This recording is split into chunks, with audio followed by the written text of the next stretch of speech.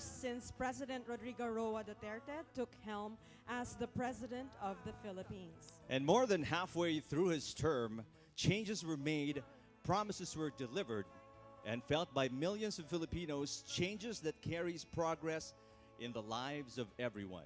Accomplishments throughout these 3 years will be revealed. Good morning, everyone. We are your hosts. I'm Daphne Osenia Paez. I'm Eric Tipan. And I'm Jada, and we would like to welcome you to the launch where we will showcase the marks of true change as told by the people, for the people. This is the Duterte Legacy.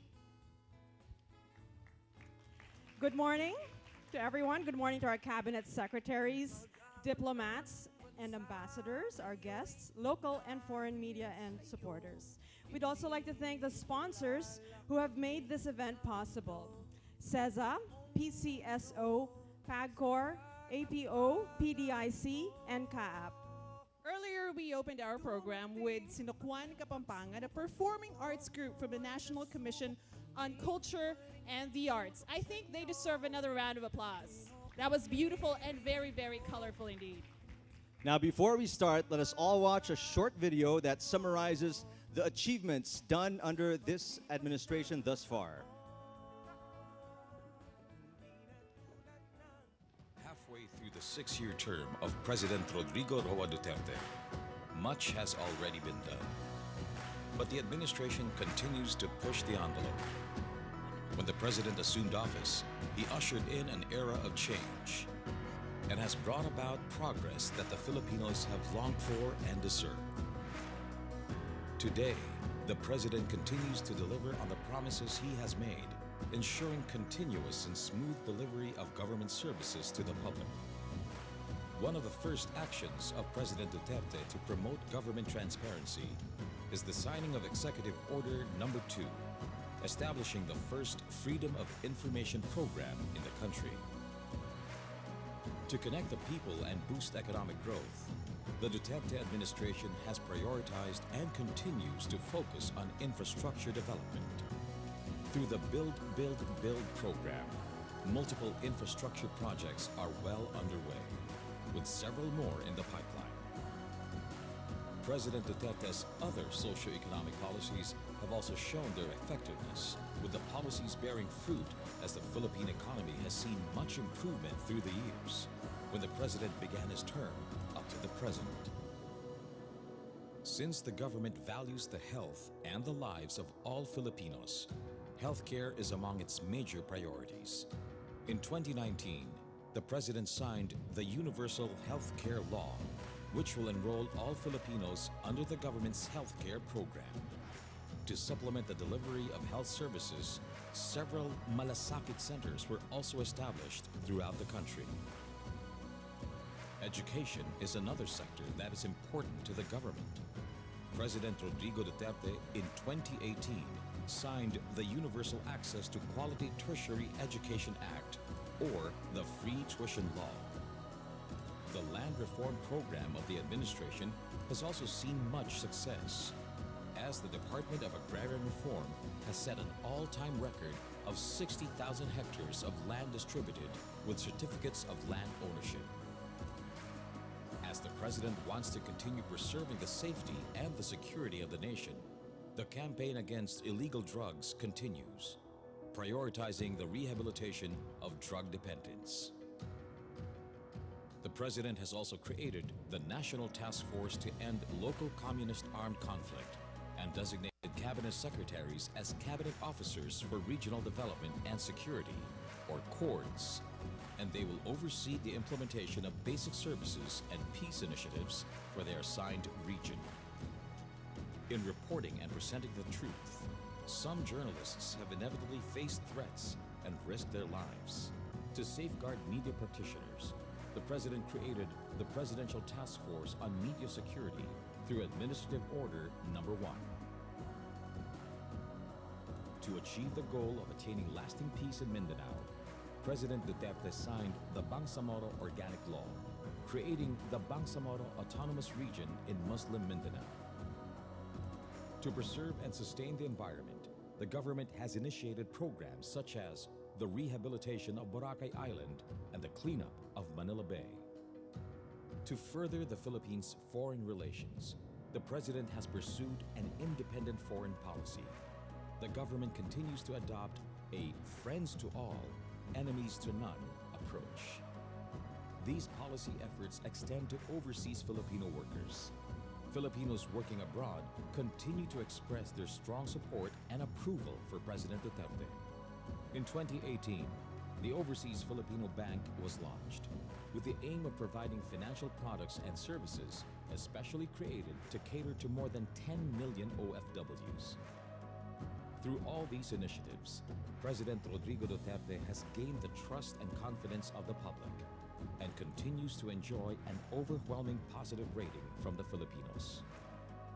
For the remainder of his term, expect the President to intensify the government's efforts to be able to provide a comfortable life for all Filipinos, to bring about true and lasting change, and leave behind a legacy that will continue to benefit our country and our people for generations to come.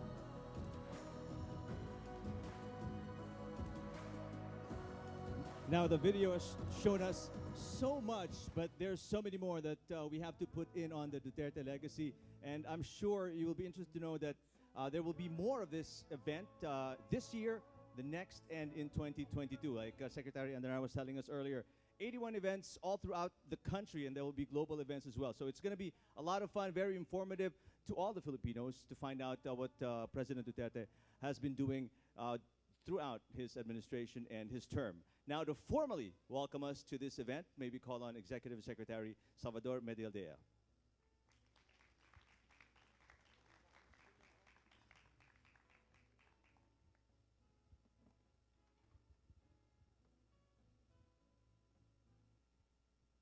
Pag-ahon ng bansa ngayon dahil sa'yo, kinikilala kami sa mundo, buong mundo, sa katapangan mo.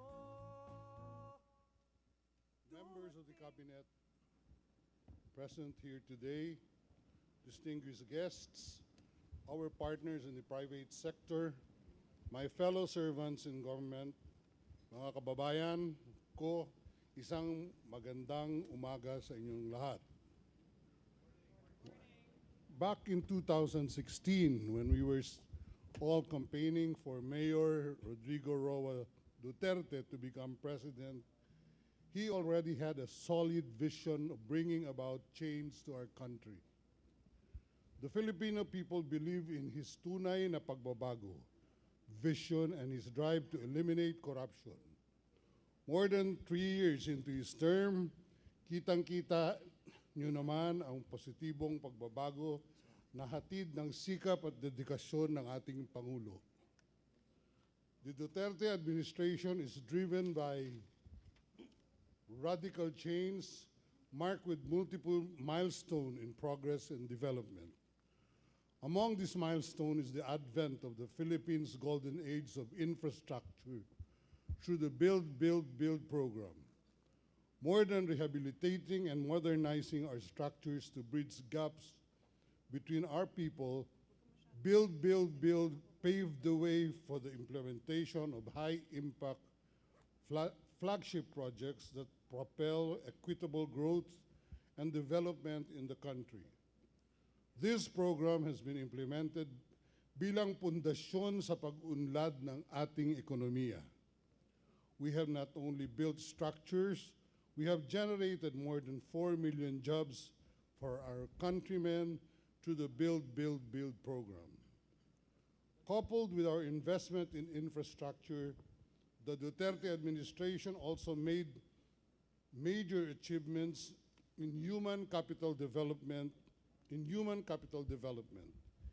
Hindi natin nakalimutan ang kapakanan ng ating kapwa Pilipino. Keeping this in mind, the Universal Access to Quality Tertiary Education Act was enacted in 2017 to provide pre-higher education to our youth.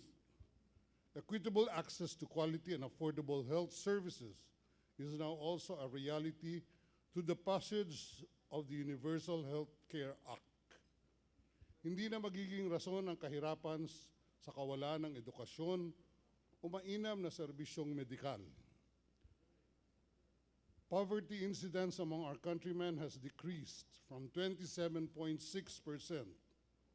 in the first half of 2015 to 21% in the same period of 2018. We are well on our way to achieving our target of 14% poverty incidence by 2022. Our overseas Filipino workers have also been the focus of President Duterte's vision of a secure and comfortable life for all Filipinos through the adoption of measures and mechanisms to protect and promote their welfare and interests. The Duterte administration is dedicated to building a nation which respects and gives equal opportunity to everyone, regardless of race, religion, and ethnicity. Keeping this in mind, we have established the Bangsamoro Autonomous Region in Muslim Mindanao, a region that we believe will fuel growth in Mindanao and prosperity to all. Armed with a strong political will to preserve the country's natural resources, President Duterte ordered the rehabilitation of Boracay Island, leading to its restoration. The Duterte administration's environmental agenda continues with the rehabilitation of Manila Bay, whose start of cleanup efforts was officially declared by the government on January 27, 2019. The Duterte administration has sparked genuine change and implemented numerous projects and programs for our people. Kung iisa-isahin natin lahat ito, kulang na kulang ang oras natin dito para pag-usapan to. The real change we have all yearned for so long is now happening. We have made a significant starts, pioneered initiatives, and accomplished impressive milestones as a nation during the first half of the Duterte administration. My colleagues here with us today shall provide you with an in-depth look of these landmark policies and programs. They will prove to you that President's vision for a better Philippines is already a reality. I wish you all a meaningful and productive day ahead. Maraming salamat po sa inyong lahat.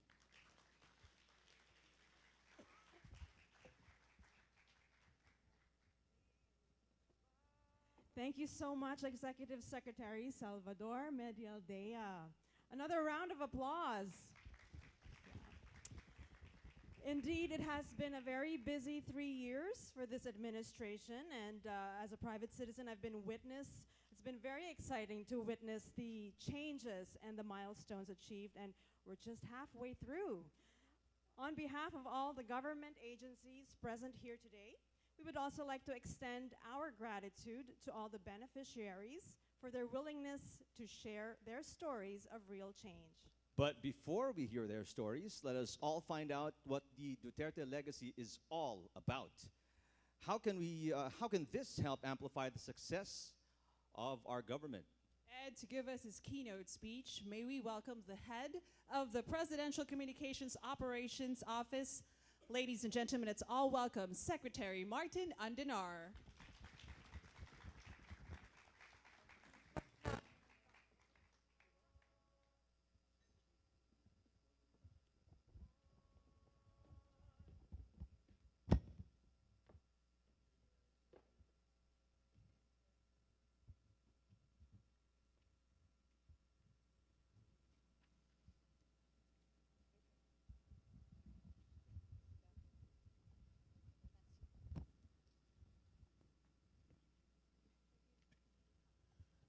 Executive Secretary Bingbong Medialdea, members of the Cabinet, fellow workers in government, our friends from the press, ladies and gentlemen, maayong buntag kaninyong tanan.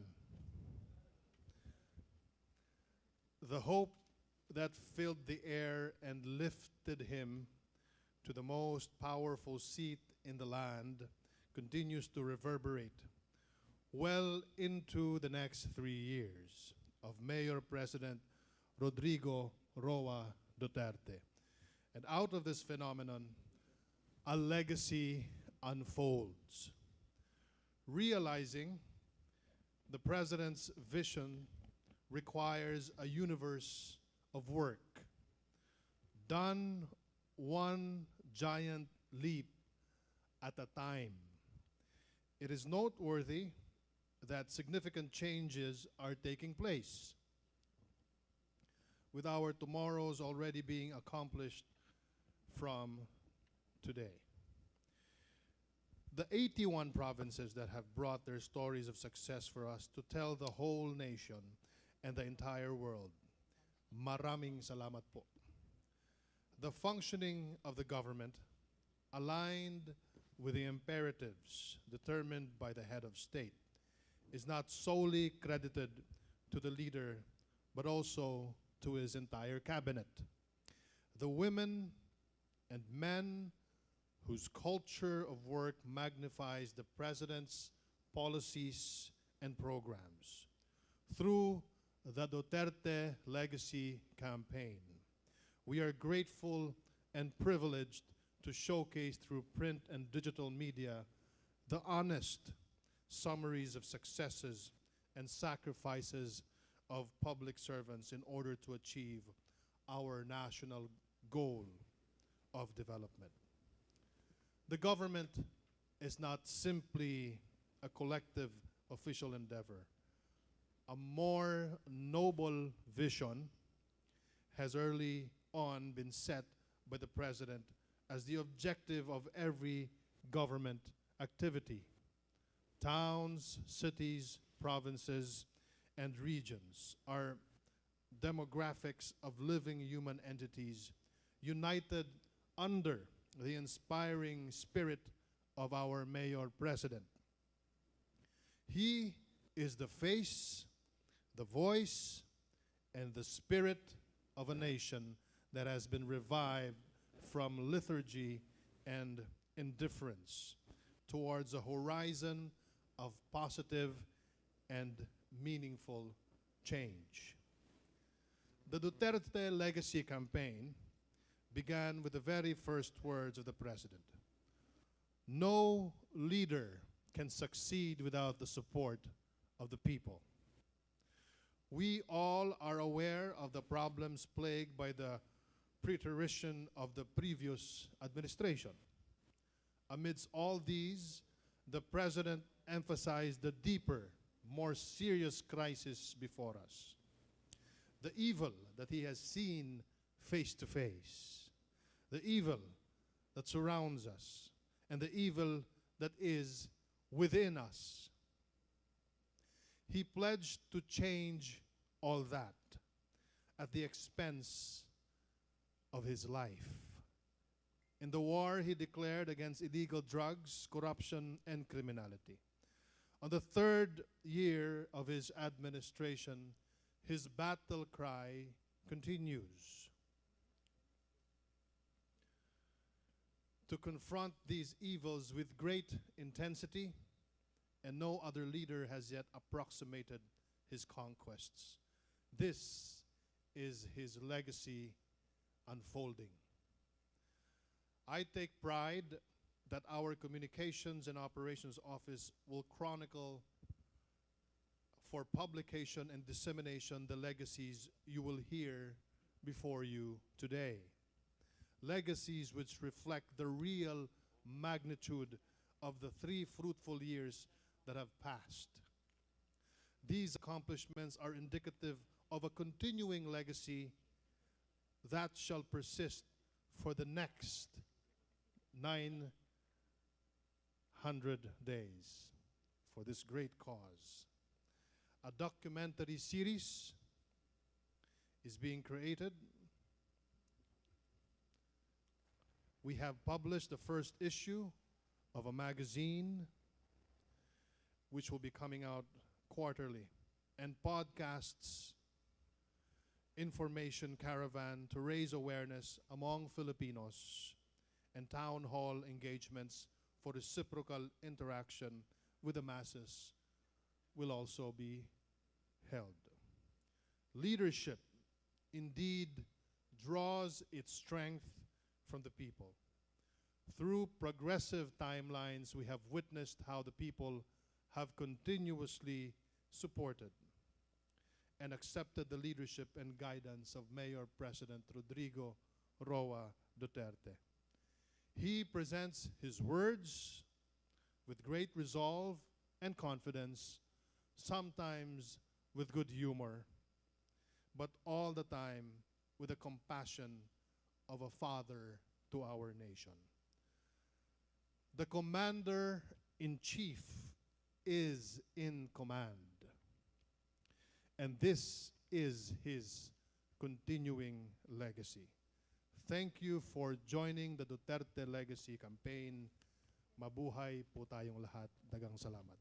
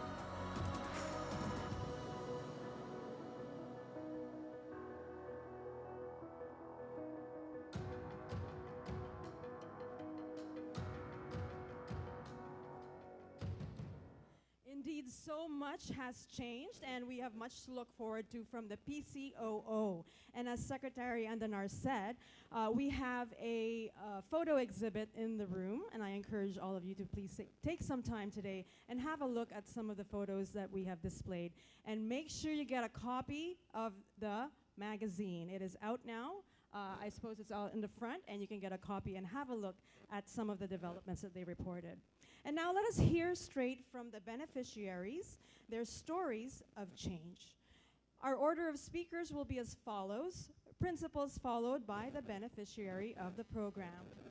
Well, education has always been a vital pillar for a nation's progress. When one does not have access to formal education, our government has offered a parallel learning system for our fellow Filipinos to learn through the Department of Education's alternative learning system. And to give us an overview of what the agency has accomplished for this program, let us all welcome DepEd Secretary Leonor Magtolis Briones. Ang Pilipinas na ngayon may pagkakataon. Kung may pagsubok man ngayon, kasama mo kami dito. Di ka namin iiwan dahil di mo. My fellow members from the cabinet family, led by our very own Executive Secretary Medialdea and Cabinet Secretary Carlo Alexei Nograles, fellow cabinet members, excellencies, members of the press, both foreign and local, friends and supporters, and all those who are curious to know more about what is happening in the Duterte government, especially in the field of education. There is no debate about the role of education in attaining the goals of a nation or in enhancing the life of individual citizens. No less than our national hero, Jose Rizal, stated that without education and liberty, which are the soil, education being the soil, and the son of man, liberty being the son of man, no reform is possible. No measure can give the result desired. And our global hero, Nelson Mandela, has stated time and again, it's his most popular statement, that education is the most powerful, liberating weapon which we can use to change the world, our country, and the lives of our people. Choosing the most enduring Duterte legacy in education was quite difficult because the president has introduced a wide-ranging array of reforms in education, supported its budget, and we had difficulty making a choice. What are these legacies which he will be leaving and which we in Visayan will be our atong kabilin? Una is sulong kalidad.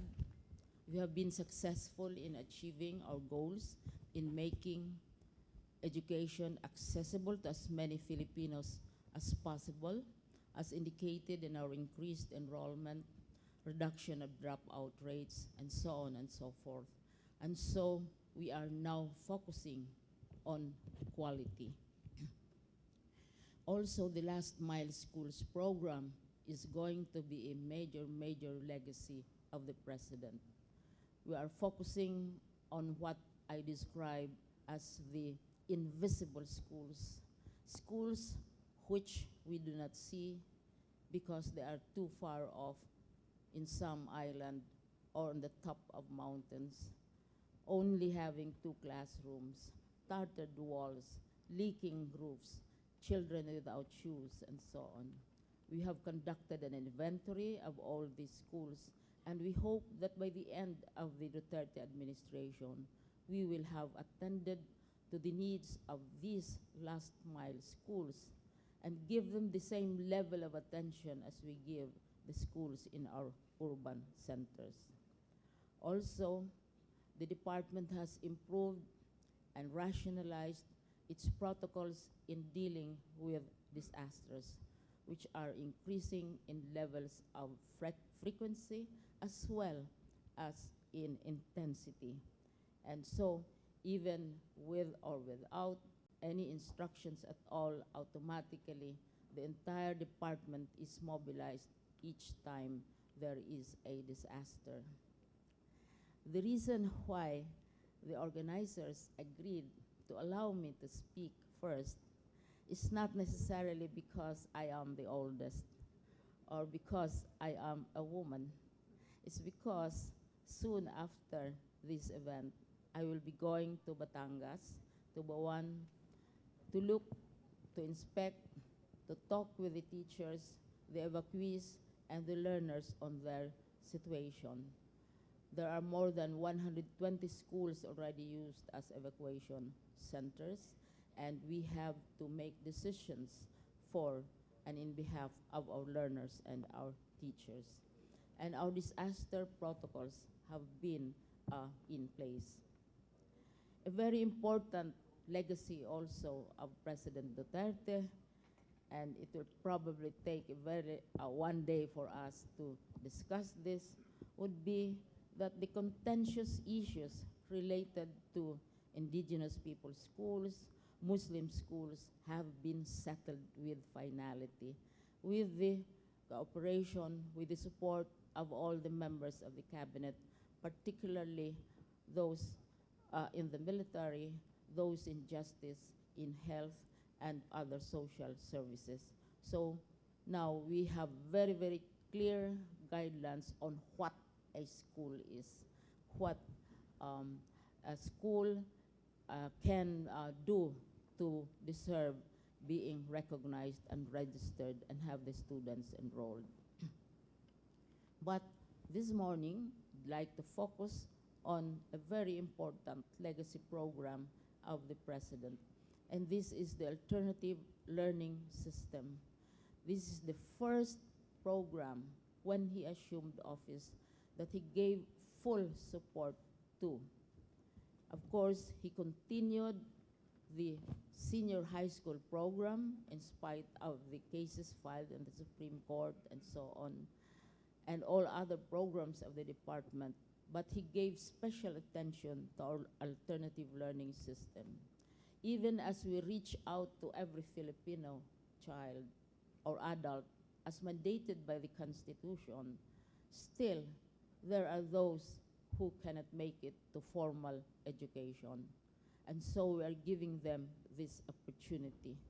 So the poor, the marginalized, the young girl who has to raise a family at the age of 10, or a mother or a baby to pursue, we give them a chance to pursue education. The young boy who has to help his fisherfolk family or to work in factories, in farms during the day, they must have a chance also to take advantage of our educational facilities. So we give them this chance to learn, to develop their capacities, pursue higher education, and land better jobs. So what is the story now? 3 years after the President approved the Alternative Learning System program and gave his full support, the average number of out-of-school youth and adults, or OSIAs as we call them, under the Duterte administration is now 57% higher compared to all the past administrations. We have reached them. We have identified them. Of those who enrolled between 2016 to 2018, 66% or 1.3 million learners have completed their learning objectives, meaning to say they complete the program, they can take the equivalency examinations, and they can proceed to higher education if there is the opportunity, and of course, we have the opportunity now for higher education. So we have a yearly average of 130,000 learners whose lives are improved by obtaining elementary and secondary diplomas.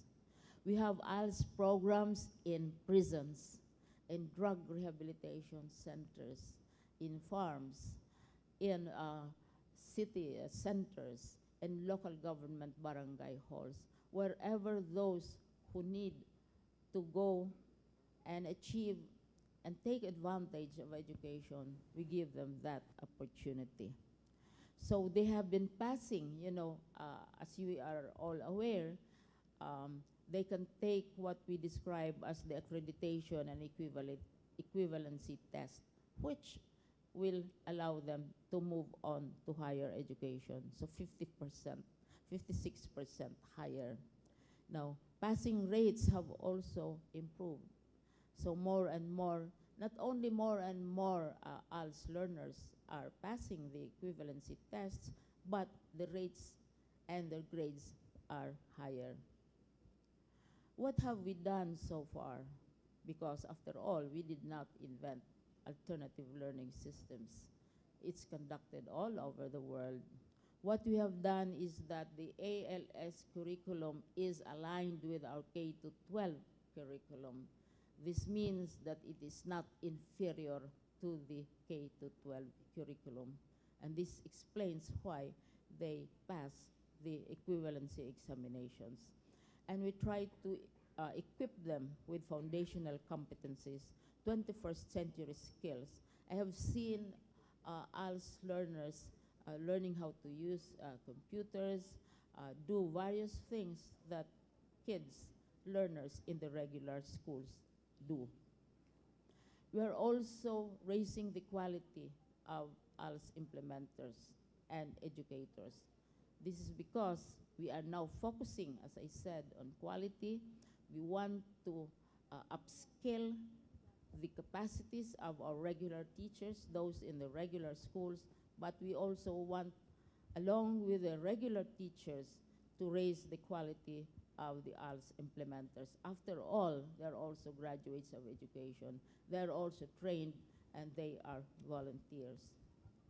Finally, what we have done also is that we are not only focusing on the basics of education, on the requirements of curriculums, but we are integrating all the priority programs of President Duterte in our curriculum and in the school activities.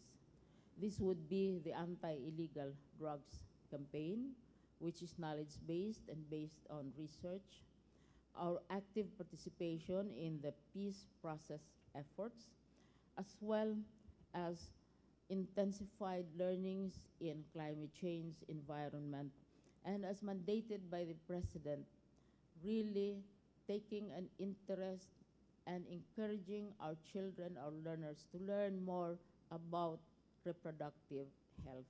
As you know, this is a source of concern not only of our department, but also of the Department of Health and our own country. So thank you very much for this opportunity to share with you what the President is doing, what he's encouraging, what he is supporting, what he is funding in the Department of Education.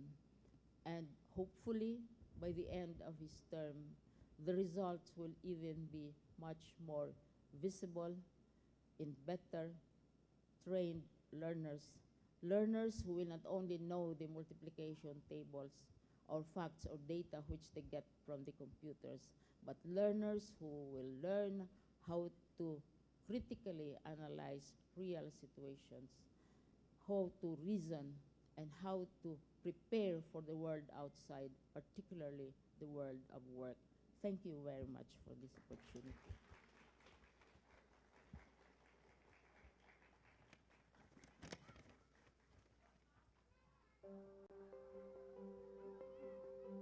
Nagtuturo po ako dito sa loob ng Badyo Community po. Base po sa aking experience po, nung bata pa ako hanggang sa lumalaki na po ako, yung mga kasamahan namin pumunta po dito sa akin. Nagpapabasa po sila ng mga reseta po galing sa doktor. Paminsan-minsan kinukuha din nila ako para mag-translate po ako doon sa SPMC kasi hindi daw sila marunong magpisaya. Kaya yun, na-realize ko po mas maganda po siguro kung magiging teacher po ako. At least man lang matulungan ko sila kung paano po magbasa at magsulat.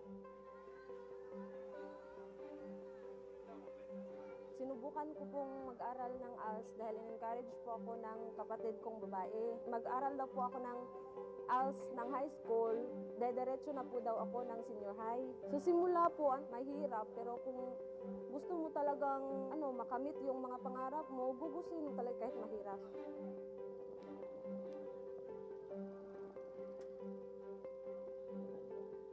Itong bang karunungan is talagang nakakatulong siya sa nagtatrabaho dito kasi kahit nagtatrabaho sila, binibigyan din sila ng panahon para matuto.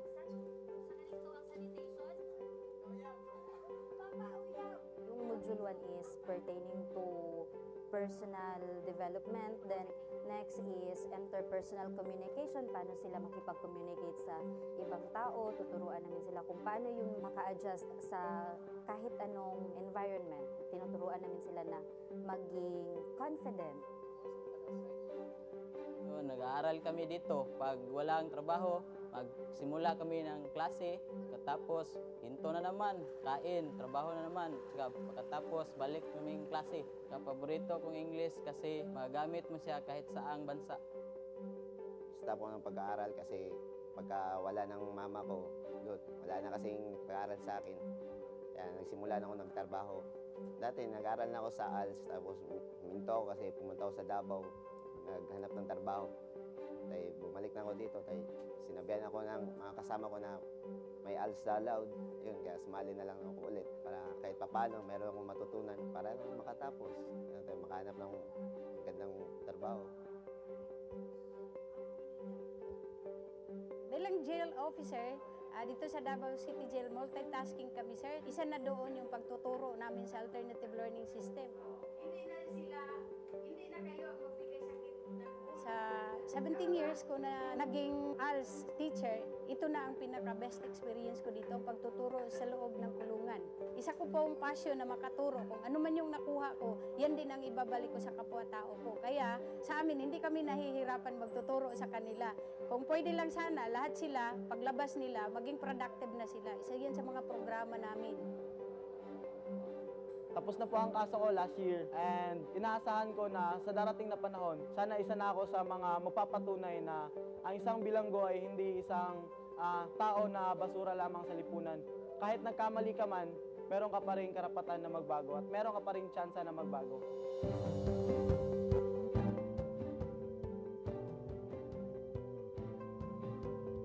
Fulfilling siya kasi pagdating mo dito, makikita mo talaga na yung mga nagtatrabaho dito, willing din silang matuto.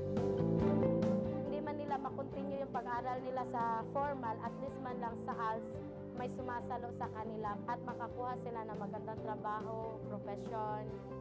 Pinaka-importante, sir, sa tao, mas lalo na sa mga PDLs namin dito, yung education, kasi ito yung key of success nila. After that, sila na yung makapagsabi at makapagserbisyo naman sa ibang tao kung ano man yung nasa amin ngayon na isang passer ng alternative learning system.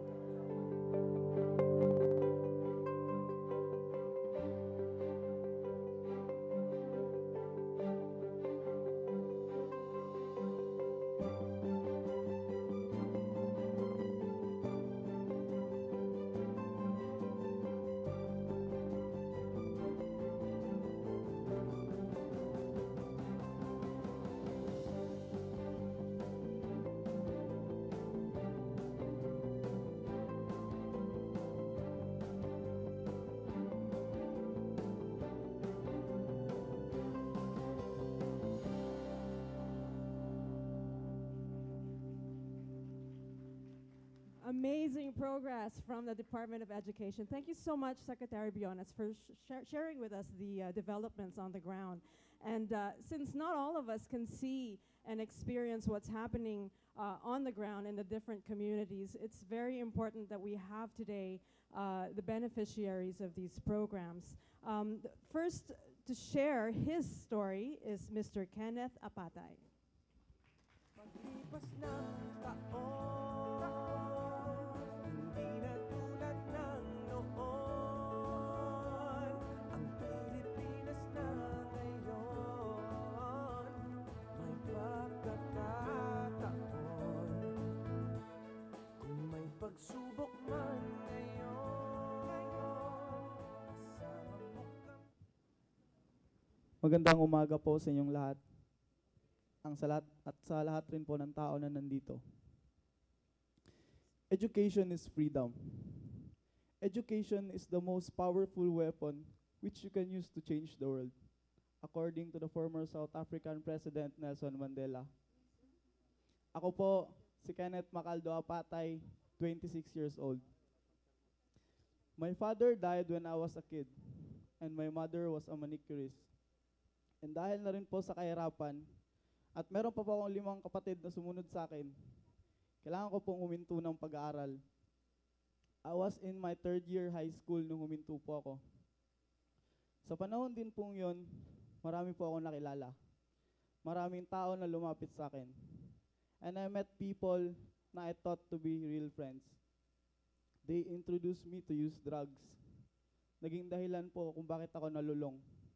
Kung bakit po nalihis ang landas ko. Pero, pagkatapos nun, nangyari ang hindi ko inaasahan. I was being arrested June 15, 2015 at kasalukuyan pa rin po nasa loob ng Davao City Jail. Sa loob po, takot na takot po ako. Nakakatakot, di ko po alam yung gagawin. Maraming tumatakbo sa utak ko. Sabi ko, ganito na po ba ako kasama na kailangan kong dumating sa ganitong klaseng sitwasyon? Bakit ko po kailangan dumating sa ganitong lugar? Makalipas po ang ilang buwan, nakapag-isip po ako. Hindi po ako pwedeng huminto. kailangan ko pong bumangon. Kailangan ko pong magpatuloy. Kailangan ko na pong ayusin ang buhay ko. Kasabay po nun, nag-launch ng alternative learning system under the Department of Education and also in partnership with the Bureau of Jail Management and Penology ng Balik Eskwela program sa loob ng Davao City Jail. Nag-enroll po ako and studied for almost a year. Kasama na rin po ng mga kasamahan kong instructional managers po, na mga escort ko rin, mga BGMP personnel na nagturo po sa amin, naging magulang, extending their time and efforts, kasama ng mga kagaya kong learners sa loob. We passed the National Accreditation and Equivalency Exam last April 2016 and had the passing rate of 86%. Nagtagumpay po ako sa unang bahagi ng buhay ko.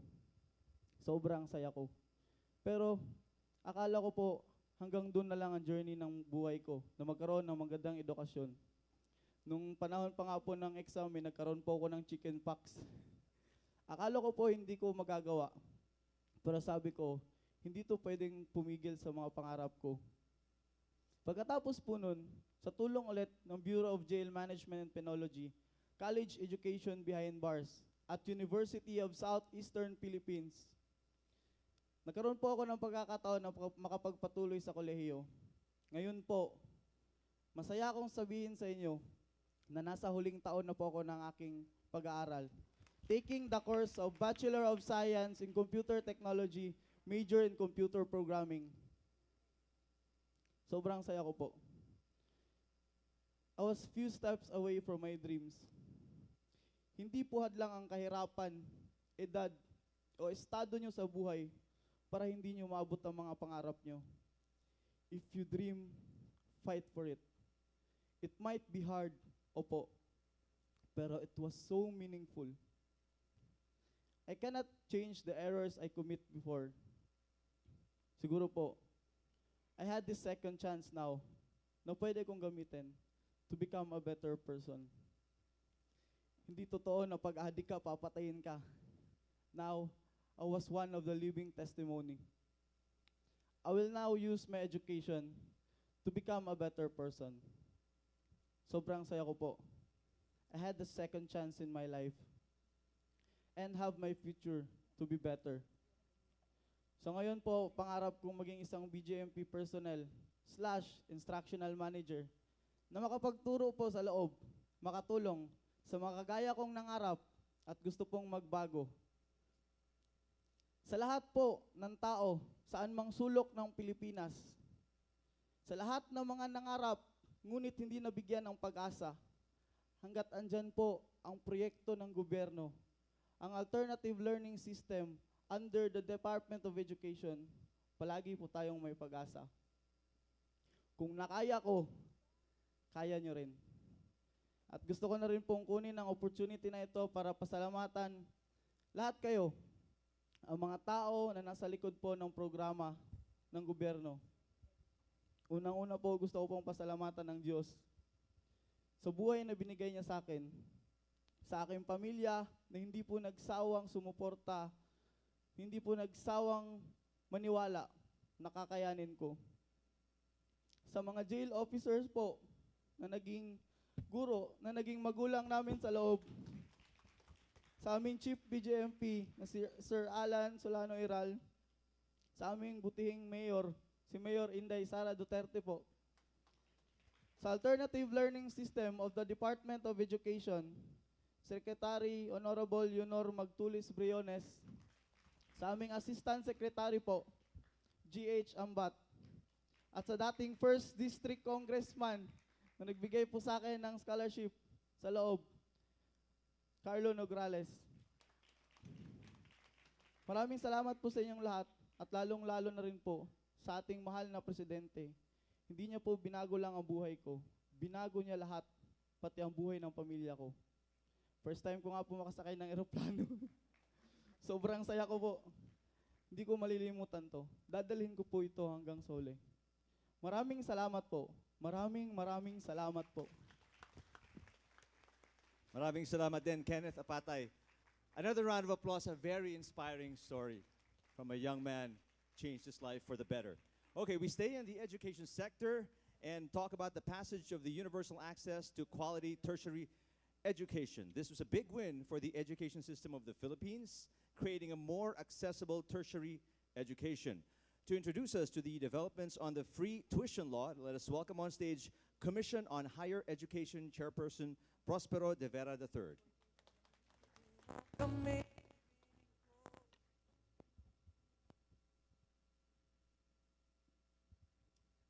Magandang umaga po sa inyo lahat. On August 3, 2017, we made history when President Rodrigo Roa Duterte signed Republic Act 10931, or the Universal Access to Quality Tertiary Education Law, because we became the first and the only developing country in the world to have the audacity to try free higher education.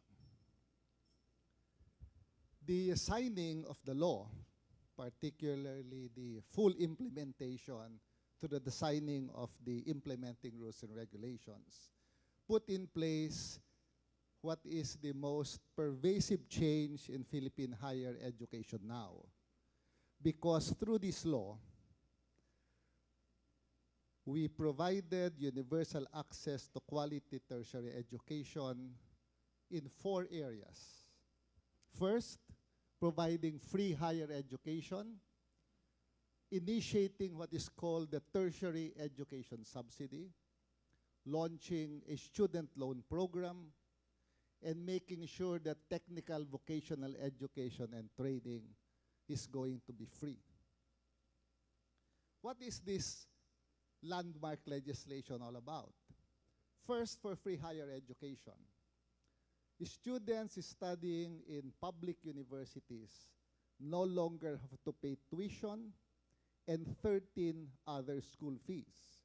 These are standard collections of fees all over the country, from admissions to medical fees to ID and laboratory fees are now all free. Mahal po ng President Duterte ang mga estudyante, kaya tinanggal sa kanila ang problema ng paghahanap ng pondo bawat magbubukas ang taon sa kanilang pagbayad ng tuition. I think a lot of people here, especially those who studied in public universities, I'm a product of the public school system. And we all know and feel how difficult it is every time the school year opens and we worry about paying or looking for money to pay tuition and miscellaneous fees.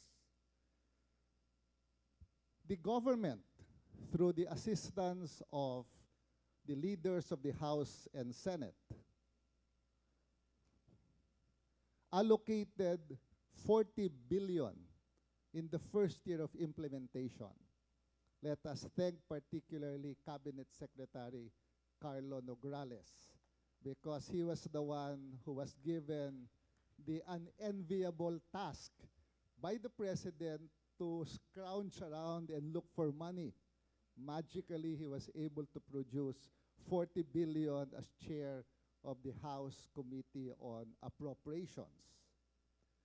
The following year, the administration increased the funding to 42.5 billion pesos.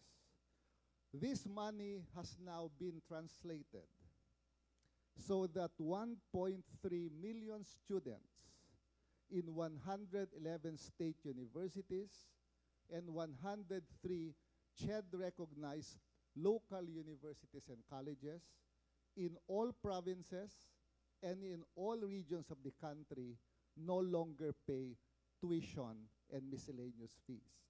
1.3 million young Filipinos now go to higher education without worrying about paying for it. We also initiated an innovative approach to providing access to higher education through what is called the Tertiary Education Subsidy. What is this TES all about? It is a program designed to increase access to education for poor students. These are in the DSWD Listahanan 2.0. These are the children of the 4-piece families. And those in areas where there is no public university, they get subsidized by government between 40,000 if you go to public universities and 60,000 if you go to private universities to cover education expenses. So those who are in public universities don't pay tuition, they don't pay miscellaneous fees, and they get 40,000 per school year for other school fees that they have.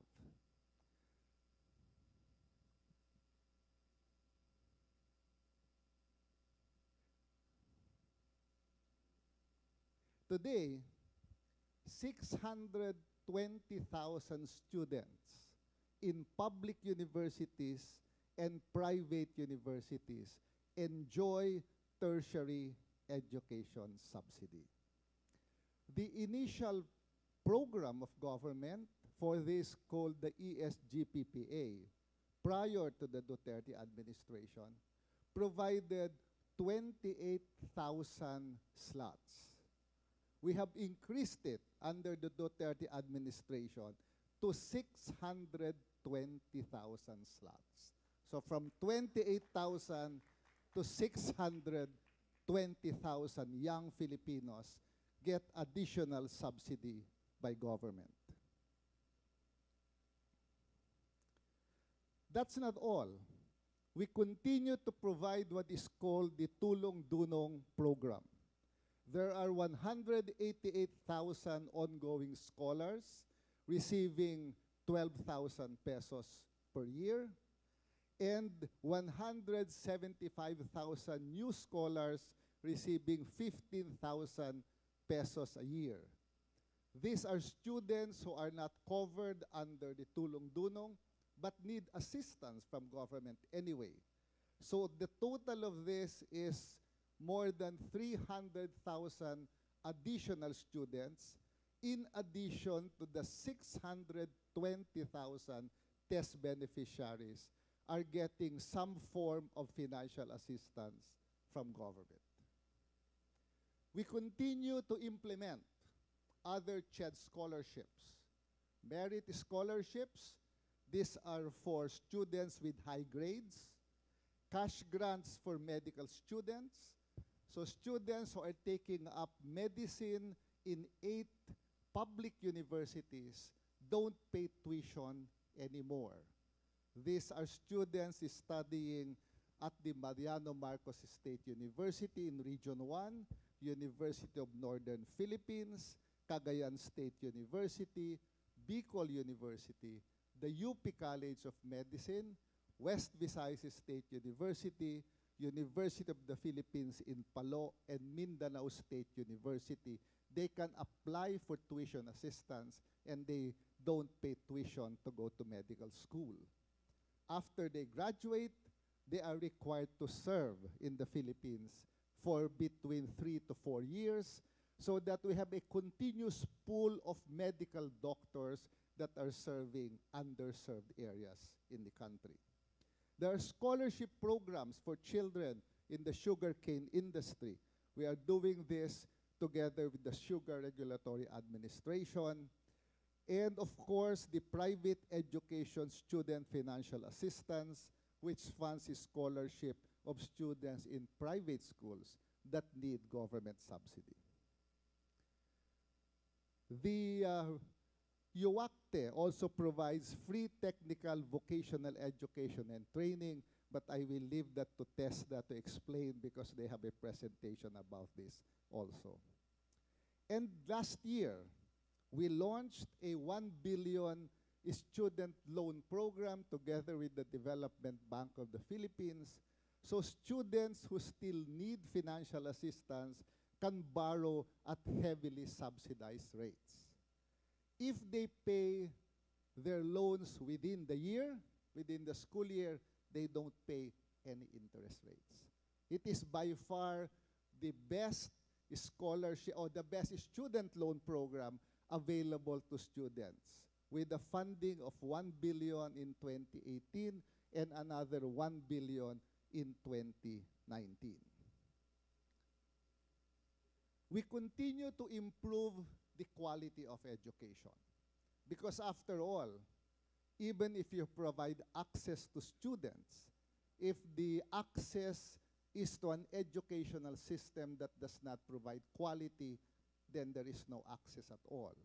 So we continue to improve the quality of education in public and private universities. We have approved the curricula in close to 100 degree programs. So we've changed the curriculum, and the syllabus has been changed in almost all degree programs. We have provided 9,500 scholarships and professional programs to upskill professors in public and private universities.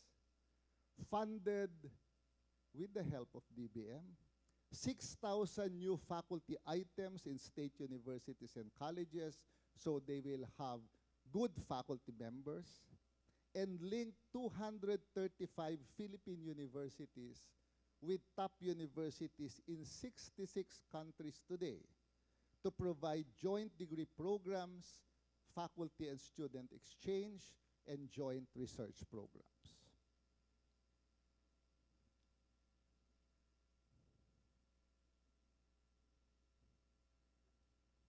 Not working. Okay. So why are we doing all of this? Basically, the implementation of RA 10931 is a key factor in institutionalizing the strategies of the Duterte administration as contained in the Philippine Development Plan 2017-2022, and consequently the attainment of what is called a matatag, maginhawa, at panatag na pamumuhay. What we want to do is essentially expand access to quality higher education and quality relevant TVET opportunities so that we can create highly qualified graduates and technical experts who can contribute to the country's high labor force. By doing this, we enhance labor capacity by investing in human capital development, increase competitiveness and innovativeness and resilience, so that at the end of the process, we provide economic opportunities and essentially reduce inequality in the country. It is a long-term investment to make sure that when we provide, next please,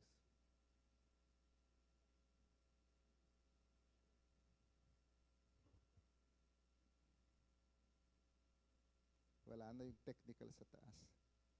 Okay. Okay. So that in the end, we essentially make sure that highly qualified graduates and technical experts who can contribute to the country's high labor force, enhance creative capacities for knowledge and technology generation, so we achieve towards the end continuous development for the country. The short end of this is very simple. When we educate young Filipinos, we create a more educated, a better trained, and a highly employable workforce that will become the engine for the modernization of the country. They will be the ones who will complement Secretary Tugade and Secretary Mark's Build, Build, Build program. Because without the human resource, the investment in physical infrastructure will be constrained by the inability to have a human resource that is productive. In the end, we are doing this because, as the President said, when the MOA between CHED and the public universities were signed in Malacanang, the President said, and I quote, "We have made it a priority to make quality education affordable and accessible to all." The signing of this Memorandum of Agreement between the CHED and almost 200 tertiary academic institutions is a crucial step in helping young Filipinos fulfill their dreams of becoming productive members of our country's workforce through academic degrees and technical or vocational training. Good morning, magandang umaga po sa inyong lahat.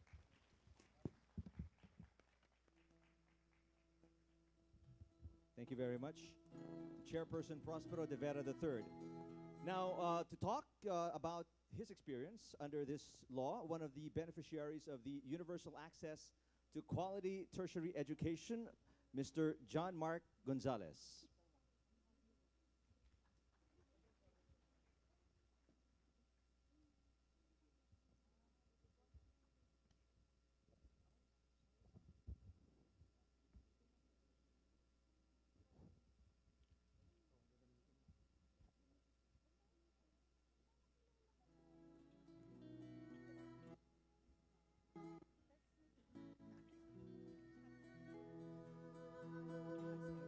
Agosto 2017, pinirmahan ng Presidente yung RA 10931.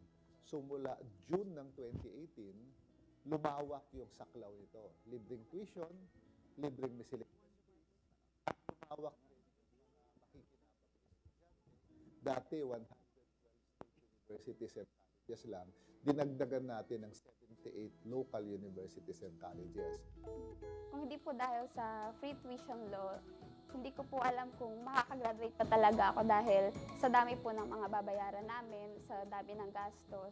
Yung thought na may babayaran pa akong tuition, wala na po. So, mas nakatulong po yun sa buhay ng isang estudyante. Pinasok din yung konsepto ng tertiary education subsidy. Ito ay dagdag na ayuda para sa mga estudyanteng nangangailangan.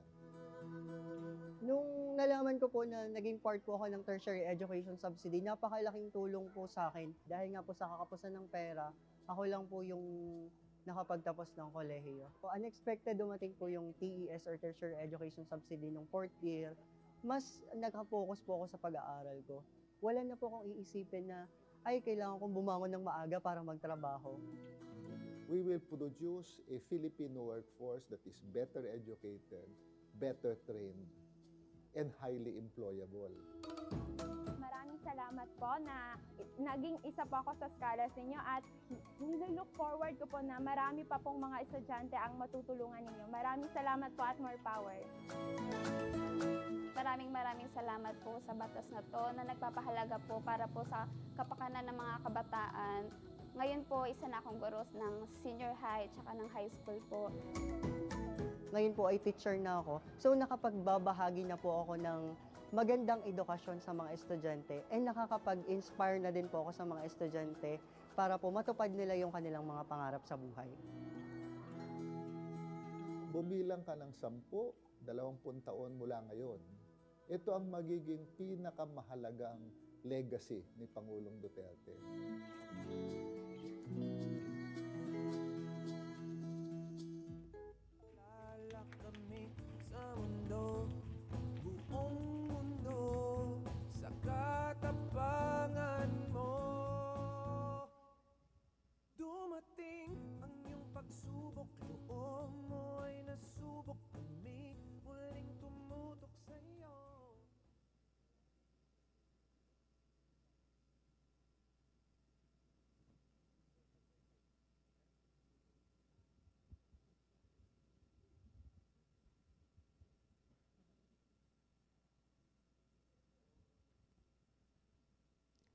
To all the cabinet secretaries and ambassadors, guests, and sa mga kapwa ko beneficiaries, magandang umaga po sa inyong lahat. So, who is John Mark E. Gonzalez? and paano nabago ang buhay niya ng Republic Act 10931. Hayaan niyong aking i-discuss ang aking buhay. Ito ang aming munting tahanan. Binubuo ng 8 kasapi. Ang inay, ang tatay, at kaming 6 na magkakapatid. Ako ang panglima sa aming magkakapatid. At ako lamang ang nakatuntong at nakapagtapos sa kolehiyo. Back when I was in high school, in elementary, dumadaan kami sa 2 sapa upang makapasok sa eskwelahan. Hindi namin ininda ang hirap. Bagkus inisip namin kung gaano kahalaga ang edukasyon para sa ating buhay. Sabi ng nanay at tatay ko, yun lamang ang tanging yaman na maibabahagi nila sa amin. After I graduated in high school, hindi ko malilimutan ang sinabi ng aking ina sa akin. Jan, walang kasiguraduhan ang pag-aaral mo sa kolehiyo. Masakit po, di ba? But instead of being discouraged on what my mother said to me on that time, I become more persevere to achieve my dreams. I took the examination at Batangas State University, and luckily, I passed the entrance examination. So para masuportahan ng aking pag-aaral at may maibaon sa araw-araw, nagtrabaho po ako. I become a fish vendor in the market. Gigising ng 3:00 ng umaga, magbebenta, maghihila ng banyera, kakausapin ng mga suki. At pagkatapos, ay magbibihis para sa 6:00 at maghahanda para sa 6:00 na klase. That's how I develop my self-confidence. Nakausap ang iba't ibang mga tao. I learned how to communicate with them. I also become a vendor in one of my family's closest friend.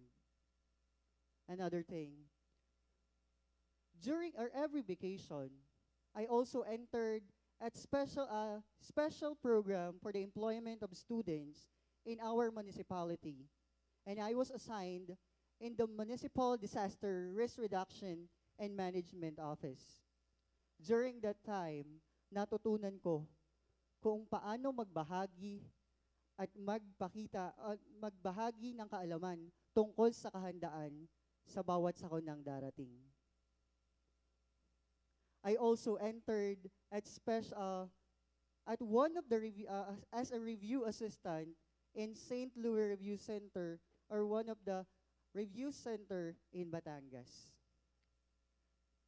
Sa pamamagitan ng mga trabahong iyon, ginawa kong motivation para maging successful ang aking first year and second year college. It was hard. Napakahirap po talaga. Fortunately, during my third year college, nilagdaan at naisa bataas ang Republic Act 10931, or the Universal Access to Quality Tertiary Education Act, na naglalayong mabigyan ng pagkakataon ang mga kabataan at mga kababayan nating hikahos at hindi mapapag-aral sa kolehiyo ang kanilang mga anak. Because of the pre-tuition law na naibigay sa akin, nabigay ito ng oportunidad sa akin para pumasok ako sa eskwelahan nang walang binabayaran. Kaalinsabay ang tertiary education subsidy na kung saan nabibigyan ako or nabibigyan ko ang aking mga magulang dahil sa labis na binibigay. So, dahil sa Republic Act 10931, mas nabibigyan ng pagkakataon ang lahat ng tao na mabigyan ng sapat na edukasyon at para maabot ang kanilang mga pangarap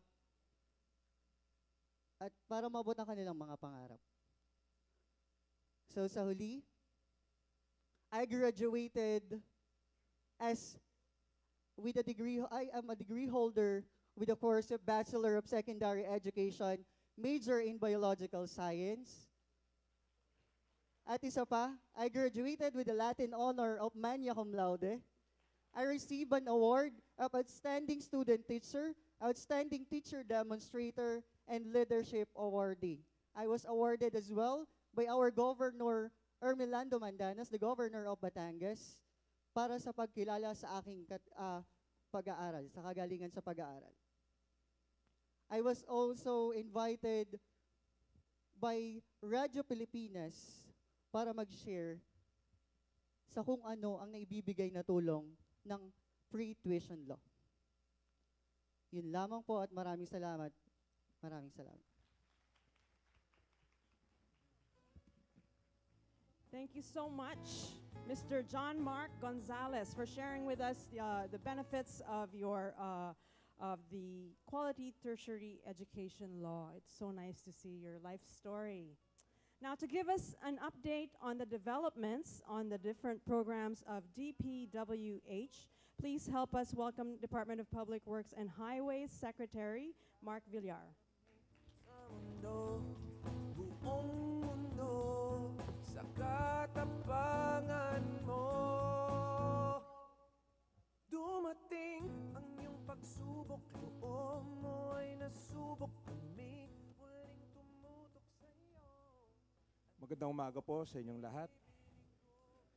Sa ating mga, siyempre po sa aking mga kasama sa kabinete, of course led by our very hardworking Executive Secretary Mejeldea, of course our friends from the our diplomats and other friends from other countries. Good morning, and thank you very much for giving us this opportunity to share with you the legacy of President Duterte in the realm of infrastructure. Now, this is a fitting time to be speaking about infrastructure because we are at the halfway point of the administration of our president. And I can say that never before has there been a program such as Build, Build, Build. The ambition and the vision of the president is something that's unprecedented in the history of our country. And going into the halfway point of the Build, Build, Build program of the president, I can say that the accomplishments that have been made in the first half of this administration are definitely unprecedented in the history of our country. And we can see this, and you don't have to take my word for it. We have the numbers to show in terms of performance, in terms of projects, the value of projects that were implemented under the Duterte administration. You can see the increase from 2015 to 2019.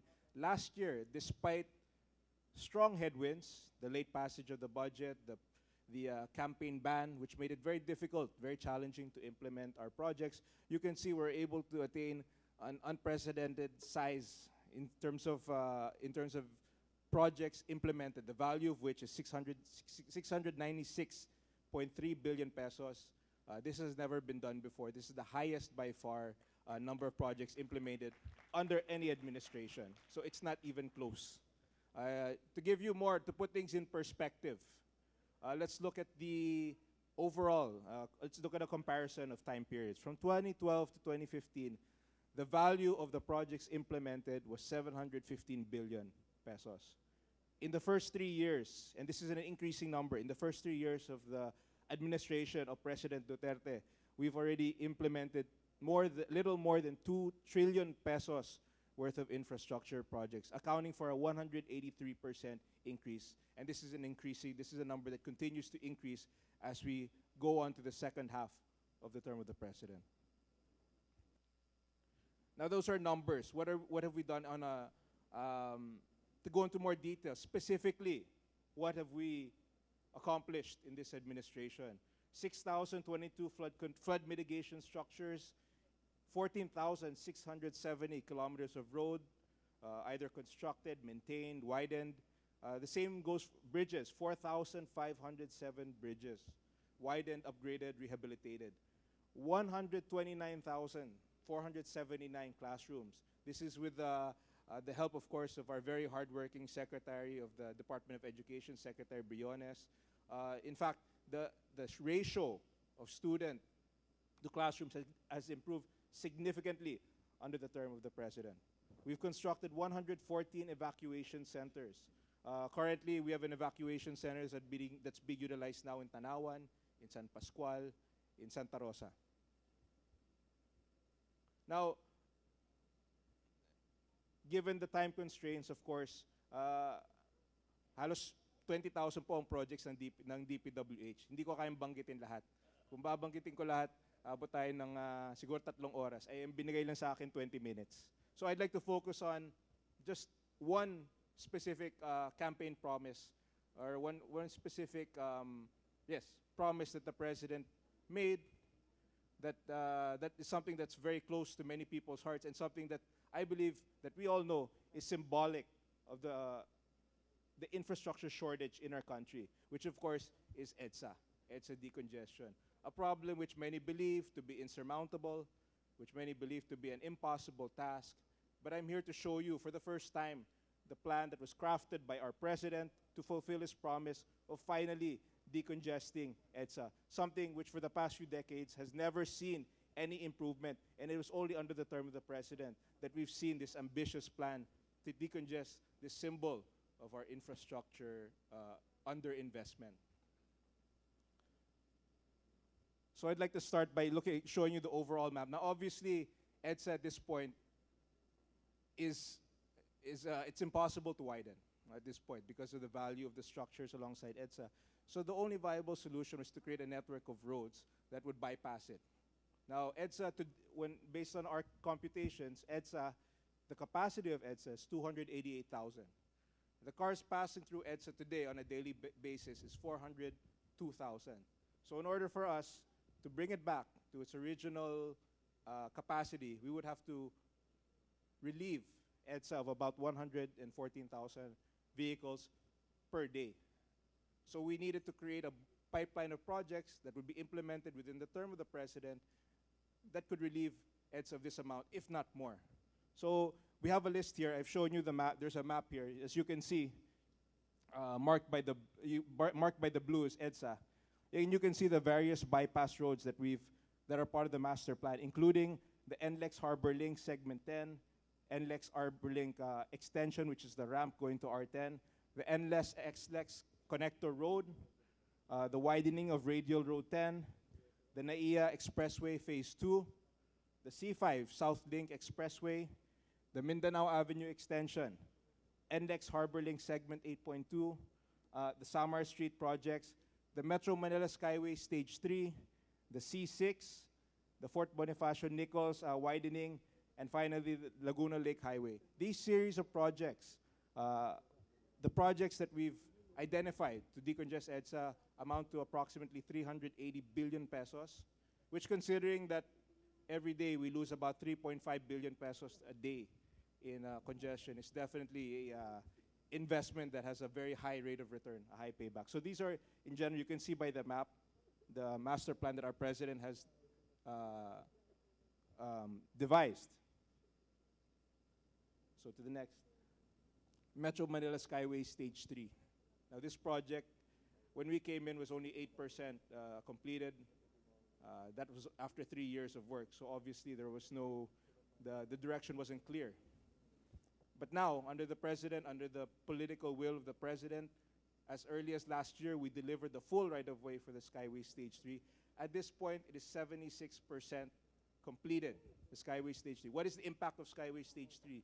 When this is finished, from Makati to Balintawak, it would take a car approximately 15 to 20 minutes, which today, as we know, it can take as much as 2 hours on a bad day. So Stage 3, when will this be finished? In the second quarter of this year. When this is finished, the Skyway Stage 3, 100,000 cars in one day, the day after we open Skyway Stage 3 in the second quarter of this year, EDSA will be relieved of about 100,000 vehicles per day. So malapit na po. This is one of the we will strike a major blow to EDSA traffic just on this project alone, which I can say from the beginning the president was personally involved. Whenever there was a right-of-way issue in the Pasig River where it passed through, the president was personally involved in making sure that this project was completed at the soonest possible time. And now we're ready to deliver this project at the second quarter of this year. Harbor Lake Segment 10, which was already finished. At this point, we've already opened it last year. It connects the NLEX, North Luzon Expressway, to the harbor via C3. It was already finished this year, and from the significance of this is it was designed for the trucks coming from the port.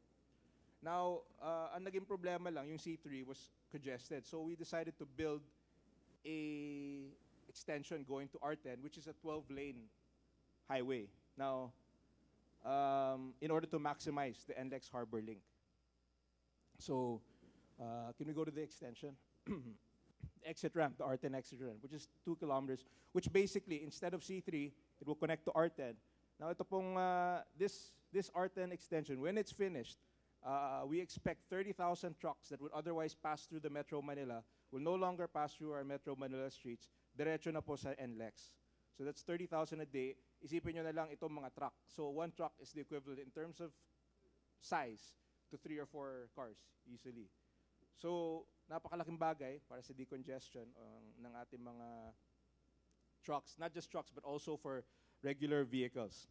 So when will we deliver? At this point, it's 72% complete. We'll be delivering this fully by March. As early as February, we'll be opening another section sa Dagat-Dagatan. So by March, this will be open right before the opening of the Skyway Stage 3. So by the second quarter of this year, on these 2 projects alone, we can expect that almost more than 100,000, approximately by our estimate, 130,000 cars and trucks will be relieved from our metropolis. This is one of the projects that we completed early, R10, which is a 12-lane highway along the port. Previously, before the President's administration, there was it was occupied. There were about 4 lanes occupied by informal settlers. One of the first things that we realized the importance of this road later on for Harbor Link. So we were able to clear this R10. And now there are no longer ISFs who are actually on the road. So they occupied about 4 lanes. But now they've been relocated to other sites. They were given places to stay, compensation, and now the R10 is clear. The NLEX SS connect the road, so that's a 1-2 punch. Yung Skyway will be delivering it this year. By 2021, we'll be delivering another blow to EDSA traffic, which is the NLEX SLEX Connector Road. This road it's already under construction. The civil works are ongoing. It also connects NLEX to SLEX. It utilizes the train alignment in Manila, and there's a down ramp also along España. And when this is finished, all the trucks, instead of just going to NLEX, will also be able to access SLEX. So basically, you take away the truck traffic from the metropolis, and you transfer it to the connector road. The connector road is designed specifically for the trucks. So once this is finished in 2021, we can expect a further reduction in the traffic. So there'll be 2 bypasses to EDSA, the connector and the Skyway Stage 3. This is another connection, the NLEX Harbor Links, an extension of the existing Harbor Link. Travel time from Mindanao to Commonwealth Avenue from 45 minutes to 10 minutes. You can see going through Quezon City to Mindanao Avenue. You can see how it's connected. And this is another major project, the NLEX connection, which will serve also to help decongest EDSA. Mindanao Avenue extension, which will also connect. For those in the north, there's a certain section that was incomplete from Mindanao Avenue. It connects to NLEX. We'll be continuing that to San Luis Caibiga Road, which is where all the industrial areas are. So that will create reduction in time from General Luis to Quirino from 1 hour 30 minutes to 20 minutes. And at this point, it's 68% complete. Not all are traffic EDSA decongestion or major projects. There are some such as the Samar Street, which was already completed. As you can see, there's some pictures. Basically, it's a 1-kilometer road, but that was created in a very congested section of EDSA. So I just want to show us an example of other smaller projects, but do have an effect for the decongestion of EDSA. So makikita nyo po yung widening to 4 lanes. And of course, the C6. This is another important project from Quezon City to the SLEX, which also serve to decongest EDSA. We've already started construction Civil works are ongoing. What is the impact of this? Travel time from Bicutan to Batasan from 1 hour, 50 minutes to 26 minutes. So you can see the alignment starting off from Taguig, going all the way to Batasan Hills, passing through Taytay and Antipolo. Okay. And this is another project which we finished early in this administration, the Laguna Lake Highway. This was started and finished under the administration of President Duterte. It's a 6.94-kilometer highway built connecting Bicutan to Taytay. Travel time was from 1 hour to 30 minutes. And it's also significant because it's the first major highway in the Philippines with an independent bike lane. So makikita nyo po yung bike lane sa gilid. As you can see it there. This is 6.94 kilometers. And we'll be extending this further south so that we can create another major artery going to the north from the south. So this will also help.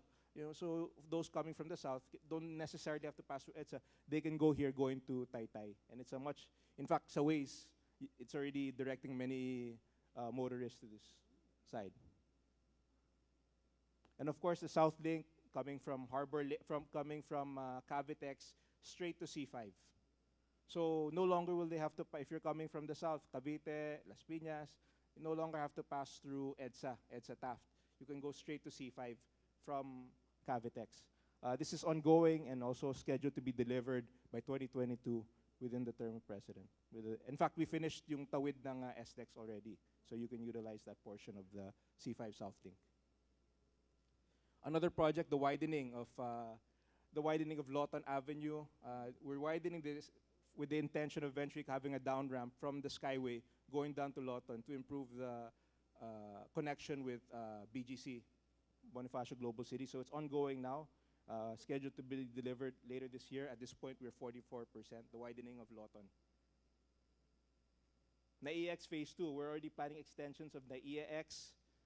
As you can see, we've already planned a Skyway extension going southwards, going towards Laguna. We're also planning extensions going to Parañaque. So this will be started this year. And aside from that, we also have bridges across Pasig River. Never has there been this much construction across the Pasig River. Ito po yung mga bridges, Palanca Villegas, Binondo Intramuros, North and South Harbor Bridge, Estrella Pantaleon, Santa Monica Lawton, Marikina Visterial, JP Rizal Lopez, JP Rizal St. Mary, Lambingan, Guadalupe, East-West Bank Bridge. Now, itong specifically the Santa Monica Lawton Bridge, at this point, it's linking BGC to Ortigas. At this point, it's already almost 50% ongoing. In fact, if you go to the site now, halos tumatawid na yung bridge.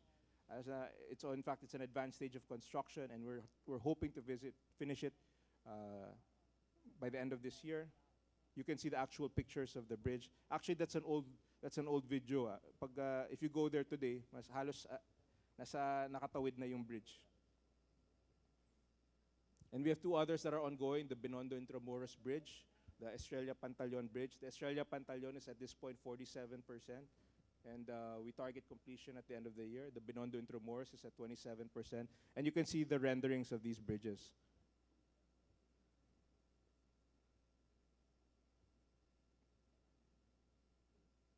We know Guadalupe, all these bridges crossing Pasig are very congested, so this is the long-term solution. You can see we've planned more than 8 bridges across the Pasig River within the term of the President. Many of these are ongoing, some are almost finished. So here's the map where you can see the locations. And of course, we also have our flagship project. This is by far one of the most ambitious. In fact, we've been working on this for the past few years, the Bataan-Cavite Interlink Bridge, which is a 32-kilometer bridge, connecting Bataan and Cavite. This is definitely beyond EDSA. This is not just decongestion of EDSA, but it's a game-changing project, which at this point has already hurdled the NEDA. We've been working on it for the past few years. It took more than a year to finish the feasibility study, which was funded through the ADB. And now, at this point, we're already doing the final detailed engineering design, which can be significantly implemented within the term of this President. So you can see the rendering of the Bataan-Cavite Interlink Bridge. It's at an advanced stage at this point of planning.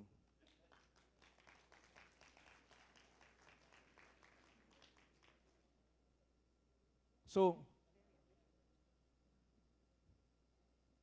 this is just one aspect of the Build, Build, Build program. You can see, I'm just talking about one aspect. This does not include the other projects of the President, which have, in terms of, are just as ambitious and just as large scale. We're talking about we have the Marawi Road Rehabilitation Project, which is ongoing. We have the Boracay Circumferential Road, which is going to be finished by this year.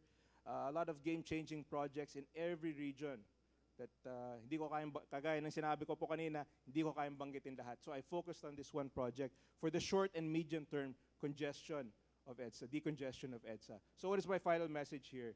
The promise of the President to decongest EDSA is at hand. We're so close.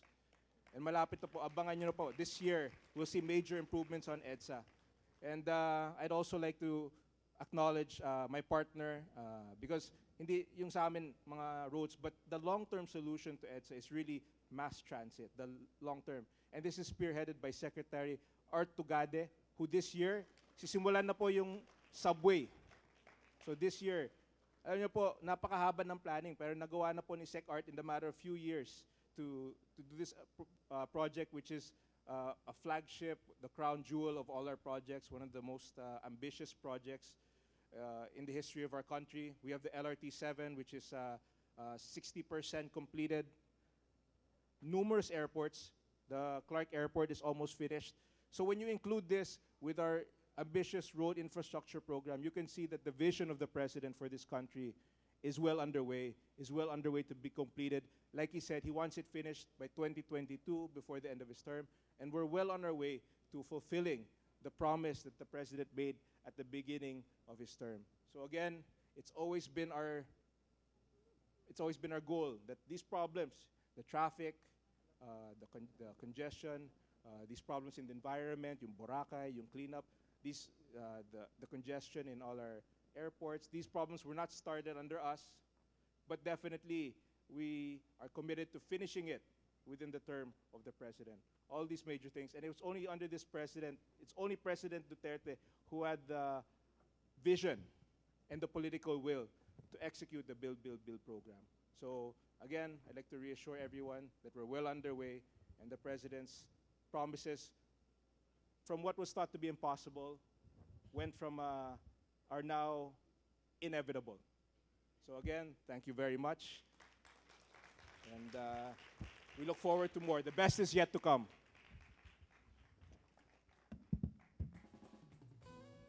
Thank you very much, Secretary Mark Villar. And by the number of applause on the presentation of Secretary Villar, you can tell that this hit close to home.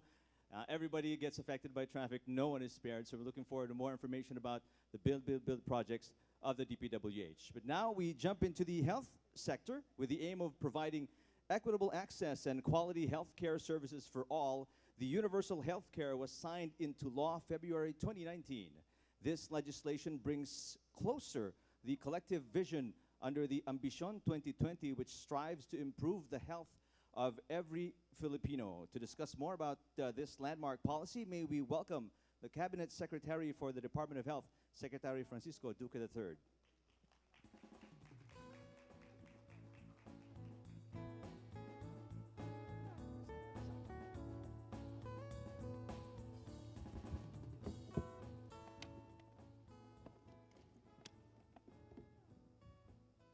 To my fellow cabinet members, led by Executive Secretary Salvador Medi Aldea,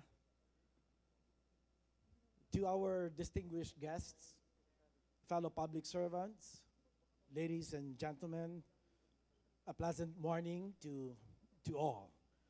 Certainly it is with great honor to be with you all today here at the launch of the Duterte Legacy Campaign, to share our vision and ways forward for the Universal Healthcare, or UHC. It was not long ago when the possibility of implementing universal healthcare in the country seemed far off, a distant reality, an improbable ambition even. However, through the staunch and unwavering support of this administration, RA 11223, or the UHC Act, was officially signed by our dear President Rodrigo Roa Duterte on February 20, 2019. And let me just highlight that our president is the only president in the entire history of the Philippine government who has been able to muster sheer political will to rally behind all of his allies in both houses of Congress and ultimately led to a multi-partisan, if not a unanimous support for the approval of the bill and eventually signed into law by President last year. And thereafter, the Department of Health issued the Implementing Rules and Regulations, or IRR, which ushers us in the UHC implementation era. The UHC Act is an explicit recognition that health is a fundamental right and a driver for stronger, more resilient nations.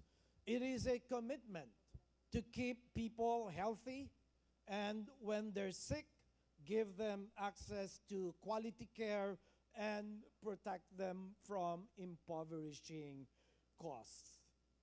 Indeed, UHC is a definitive and a bold stride in our journey towards a stronger, healthier, and more productive Filipino nation. But more than a grand vision, UHC is also a commitment and a plan of action, a pledge that we aim to set in stone through the set of reforms it drives forward. First, by clarifying roles and re-strategizing health financing, we simplify payment schemes for end users and minimize financial hurdles for both patients and providers. Second, through the creation of standards and enforcement of equitable pro-health, pro-poor regulatory policies, we ensure cheaper yet high-quality medicines, goods, and health services, adequate service providers, and a fair market for all stakeholders. Third, by training and capacitating health workers, we further streamline health service delivery and emphasize patient-centric interventions. Fourth, through health promotion policies, programs, and activities, we provide holistic health from womb to tomb. And finally, by harnessing research, data, and health technologies, we make informed, rationalized decisions to adequately address every Filipino's needs. As you can see, ladies and gentlemen, achieving UHC is indeed a gargantuan task with very many operating parts, with many nuts and bolts to fix. But if I were to sum the reforms into one important point, it is primary care. And let me repeat that, primary care. And by the end of President Duterte's term, we should have put in place the foundations of primary care so that our system's transformation from being a system for sick to a system for both healthy and sick will be irreversible. To illustrate how this integrated system operates and to give life to our vision for the UHC, let me walk you through the story of Juana. Our heroine, Juana, is a 48-year-old mother of 5 and who works in a sari-sari store. Juana already has her own primary care provider, or PCP, a healthcare professional she can reach out to anytime she feels unwell or have health-related concerns bugging her. During her first consult, her primary care provider gave her a list of all the clinics, the pharmacies, the laboratory and diagnostic centers and hospitals that are included in the network. And she is made aware of where she can go when she needs care, and that all her transactions are recorded, and very importantly, including all of her lab results, para hindi na po kinakailangan ulit-ulitin kapag ka siya ay tumuloy sa mga iba't ibang level ng ating healthcare facilities. One time, when she was suspected to have hypertension, her PCP referred her to a specialist. After her consult was done, she was referred back to her primary care provider. When she needed medicines, her botika ng bayan is the nearest pharmacy. While not all medicines are free, choosing generics or certain drugs tagged as sulit means no co-payment are necessary. Moreover, she never has to worry about buying substandard medicines, since health authorities are trusted to enforce regulation and ensure safety, quality, and efficacy.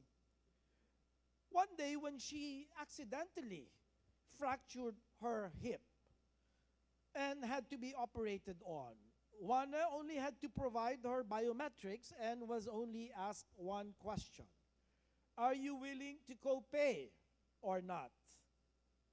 Because she was sure she did not want to pay, she was operated and eventually wheeled into a ward shared by 4 people.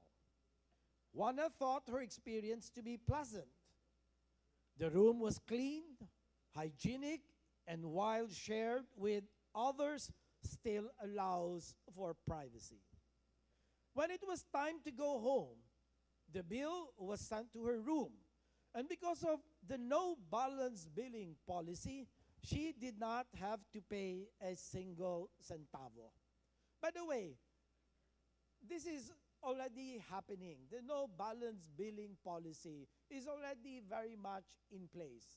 About 80% of our poor patients who access our healthcare facilities in the public sector and in select private sector hospitals do enjoy today the benefits of not having to pay any of their bills, because it is PhilHealth which pays for a substantial amount, if not completely all of their bills, and therefore protecting them from financial risks.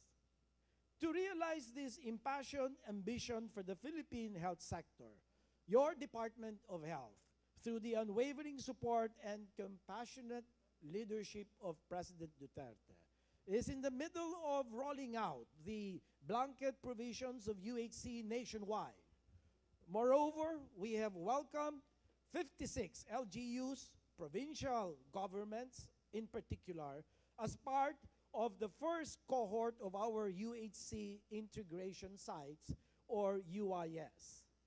They will pioneer a 6-year strategy conceived by the DOH as a practice of participatory leadership and responsible stewardship by all of the local chief executives who have committed to the integration of their citywide as well as their province-wide health systems.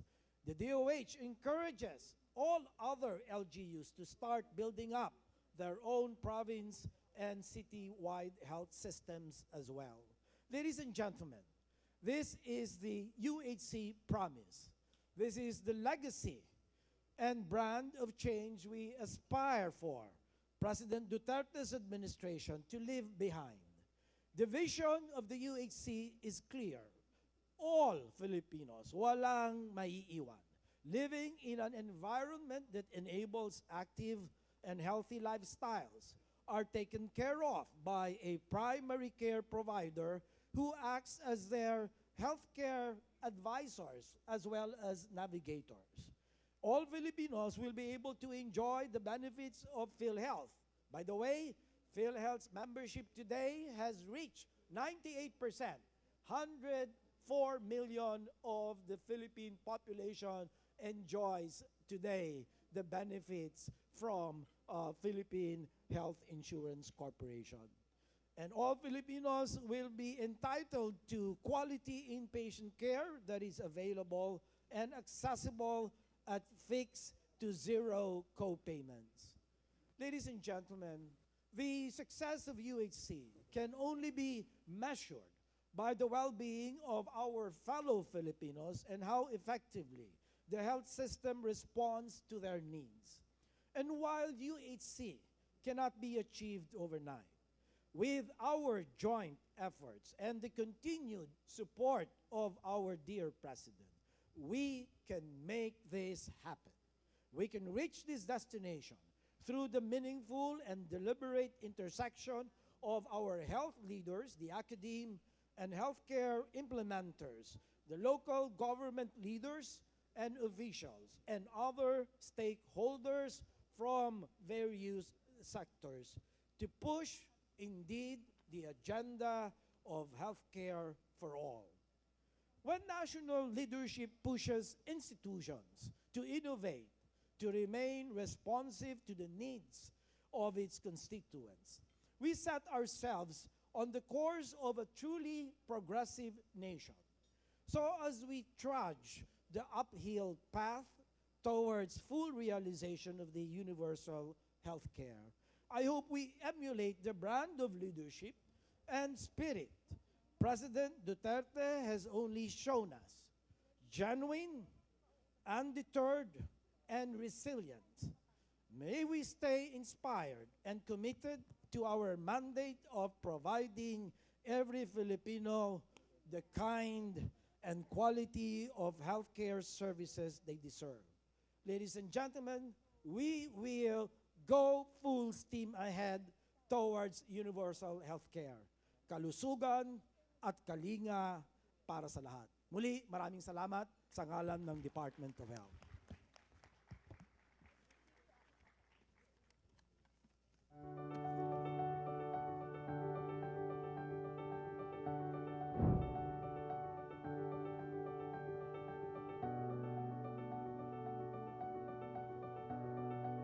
Universal healthcare law mandates that every Filipino must have an equitable access to quality healthcare services at the time of need without incurring financial risks.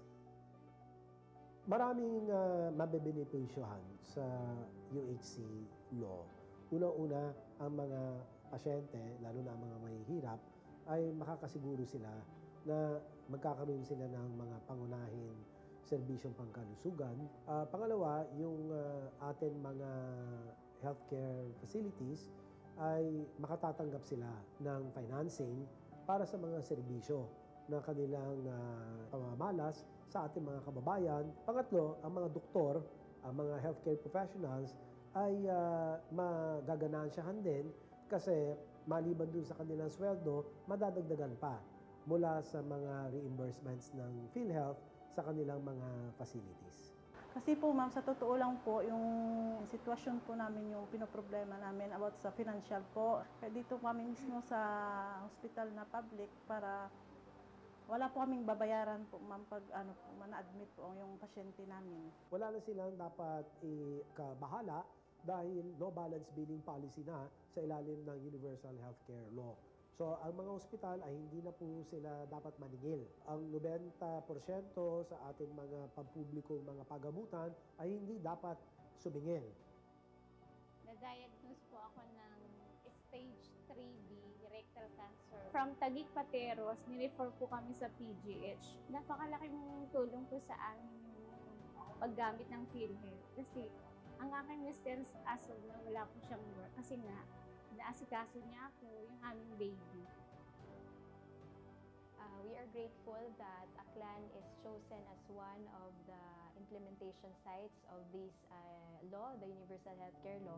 In partnership with the Department of Health, we have improved the health facilities. We've also trained our healthcare workers para po mas makapagbigay po sila ng quality care and compassion sa ating mga pasyente.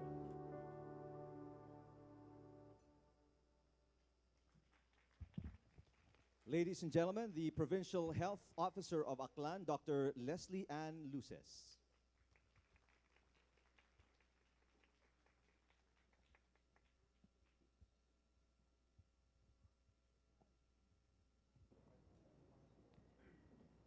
Hello.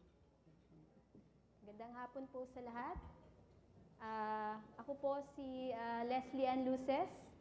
Ako po ay isang manggagamot at naninilbihan po ako sa probinsya ng Aklan. And isa po itong pribilehiyo na maimbitahan po ako sa ganitong plataforma at maibahagi ko po ang aking saloobin patungkol po sa napakaganda pong batas na ito na tinatawag po natin na Universal Healthcare Law. Noong ako ay maliit pa, at maliit pa rin po ako hanggang ngayon, bit-bit po ako ng aking inay sa ospital kung saan po siya po ay nagtatrabaho bilang isa pong medical technologist. Kaya po, while I was being raised, ang aking pong mga kalaro at ang aking pong mga nakasalamuha ay ang mga healthcare workers and also minsan po, pag ako po ay naiikot, nakakaikot po sa ospital, mga pasyente po. So growing up, I saw the challenges po of the healthcare environment. Kaya po, ako po ay napunta po sa ganitong profesyon, which is ako po ay isang manggagamot po.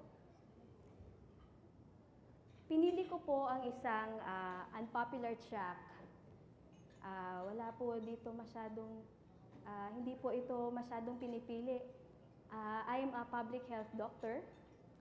And sa 11 taon po, no, na ako po ay naninilbihan po sa gobyerno, alam ko po mas kaunti pa lang po yun at madami, mas matagal pa po kayo sa amin, kayo pong mga panauhin po dito. But for 11 years that I've been working as a government worker po, ako po ay nakakita din po ng mga different challenges on the ground, sa grassroots level po, ng bawat isang ordinaryong mamayang Pilipino. So, ano-ano po ang itong mga nakikita ko po? Una-una po, problema sa pera. Okay? Hindi pupunta sa health center, walang pangbayad, walang pamasahe. Okay? Manganganak sa bahay dahil sabi ng iba, mahal yan, wala tayong pera, pangbayad po sa doktor. Or minsan po, nakakakita po, kasi po naging doctor to the barrio po ako, pupunta na po ang pasyente sa inyo, may mga malalaking tumor na, or malubha na ang sakit, dahil takot sa gastos sa ospital, or walang pambayad sa gamot. One, walang pera. Second po, problem ng access sa health facility. May mga mamayan po tayong nakatira sa geographically isolated areas, yung tawag po nating GIDA areas. And probably po, hirap po sila in accessing our health facilities, malayo, or probably po, kulang din ang health facilities. Thirdly po, is the availability of the services doon mismo sa facility. Pwede pong nakahanap siya ng pera, nakarating po siya sa health facility, but pagdating po niya doon, possible po na ang primary care services ay wala po. Wala po siyang madadatnan po doon. Ito po ay ilan lamang challenges that a healthcare system has. No? Madami pa pong problema, madami pa pong challenges.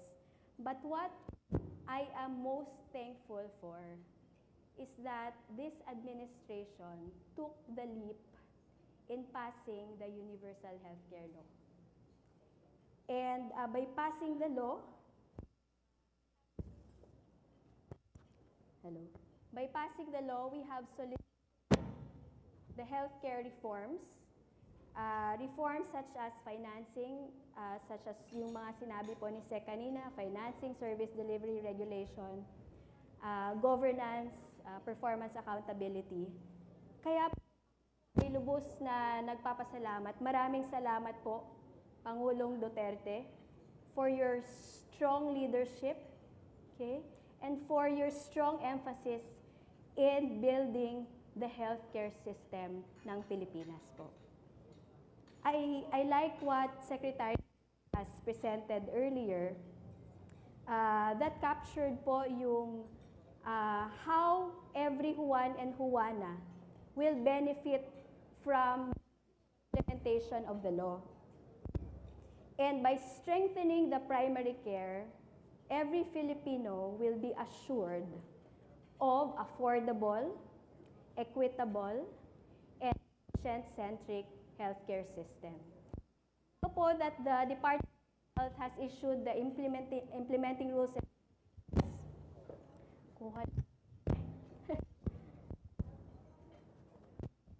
now po that the Department of Health has issued the implementing rules and regulations of the law. Now the greater work of implementation lies with us in the local government units, and the province of Aklan is one of the 33 UHC integration sites wherein we will be pioneering the strategies that were developed to ensure full integration of our health system. And with the full support of our governor, our local leaders, DOH, PhilHealth, our development partners, our healthcare workers, I am sure, and we are accepting this challenge wholeheartedly, and we commit to this exciting journey that we call the universal healthcare. So on a personal note po, ako po, pangarap ko po talaga is that in my lifetime, I would see na ang bawat Pilipino po, hindi na po magpapalimos upang mabigyan siya ng magandang serbisyong pangkalusugan. And with this law, in the direction of this government is heading, and where the direction of this government is heading, sa tingin ko po, ang pangarap ko pong ito ay matutupad. Maraming salamat po. Maraming salamat, Dr. Luces. And we'd also like to thank our sponsors, CESA, PCSO, PAGCOR, APO, PDIC, and CAAP. We'd like to tell everybody that lunch is served. You can also line up at the buffet table to get your food for lunch. Also, please check out our photo exhibit at the back of the room, and do not forget to get a copy of our magazine today. Before we proceed on the next part of the program, let's welcome once again the NCCA Sinukuan Kapampangan, followed by Niel de Ocampo.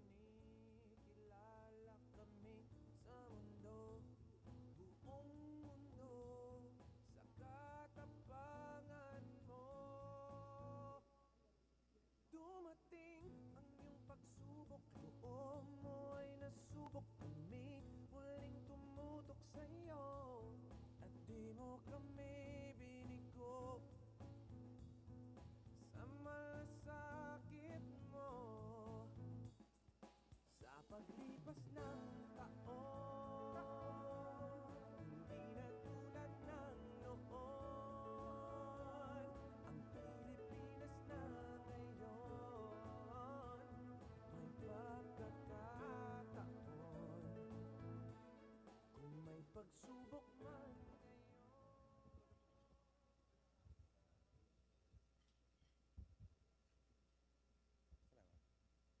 Thank you very much. Good afternoon, Partners for Change. I would just like to give a well-deserved round of applause for the PCOO for organizing this event. Let's give them a well-deserved round of applause, please. Thank you very much for organizing this. This is the Duterte Legacy. A big shout out to my friends here, si Yusek Benny Antiporta, din dito kumakain, saka si Yusek Castraciones. Maraming salamat. Si Secretary Ramon Lopez nandito din po, kaibigan po natin yan. At syempre, ang ating idol, nandiyan si Chris Ablan. Poging-pogi pa rin. So, papasinayaan ko na, hindi ko alam kung, Boss Chris, nag-present na kayo? Hindi pa. So, papasinayaan ko na ng team song namin. Ito yung pinaghalo na medley nung mga ginawa ko pong jingle para sa pamahalaang ito na hindi na dumaan ang procurement dahil ginawa na po natin ng libre dahil gusto nating isulong ang pagbabago. Di ba, sir? Ayan, si Secretary Ramon Lopez, napakasipag po. Buti nakarating po kayo dito dahil alam po busy po kayo. Sige, play na natin yung music. This is the different version. Maraming salamat. Naririnig nyo kanina yung sinulat kong kanta para sa Duterte Legacy sa paglipas ng taon. Pero awitin ko ngayon dahil nandito si Boss Chris, yung Rehabilitation Team Song at ang FOI. Kay tagal ng hinaing ng bayan na malaman ang katapatan nitong ating pamahalaan. Sa tagal ng panahon di malaman kung bakit nga ba ngayon lamang nagkatapang na pagkapan to. Hindi na pwedeng malay ko pa dyan at di na pwedeng walang pananagutan. Buksan na ang pinto, buksan pati libro, at nang malaman ng bayan, huwag mong sabihing malay ko. Alamin mo ang totoo, malaya ka na ngayong malaman ang kasaysayan ng bayan.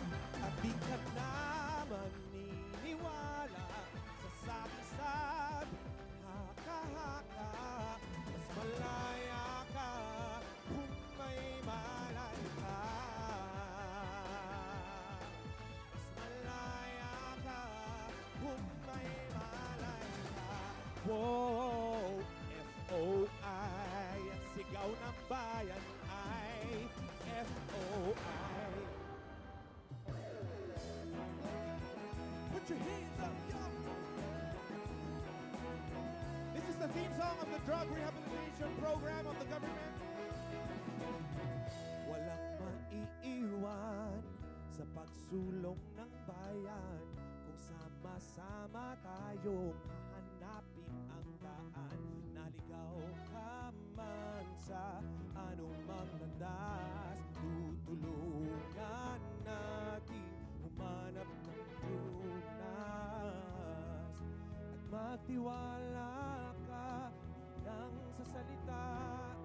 May bagong buhay na sa'yo'y naghihintay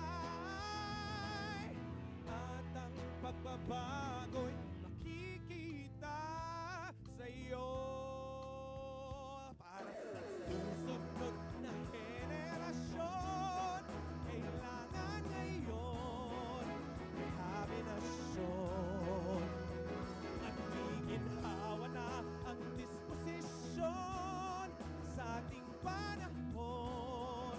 Rehabilitasyon, pag-asa ngayon dahil sa rehabilitasyon.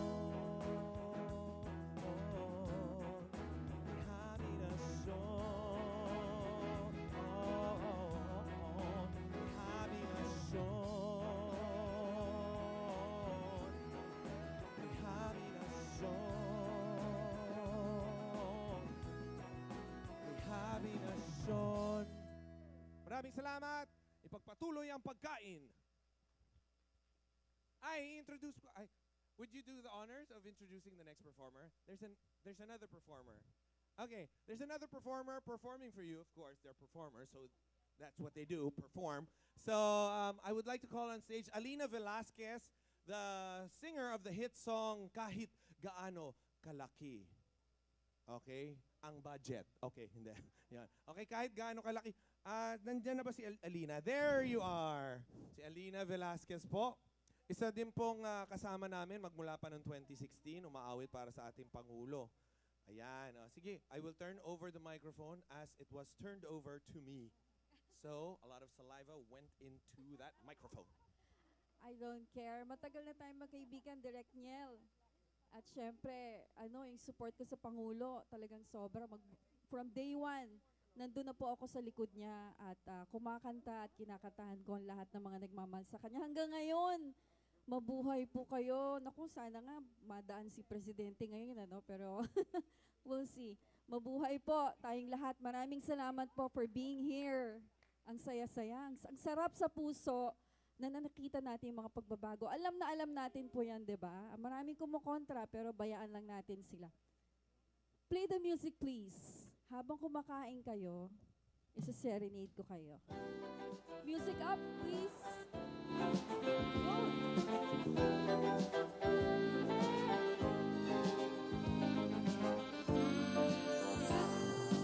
Go! Kapag ang puso'y natutong magmahal, bawat tibok ay may kulay ang buhay. Ngunit kung ang pagsuyo'y lilipas din, bagay kaya ang bato sa buhay. Kahirap unawain bawat damdamin,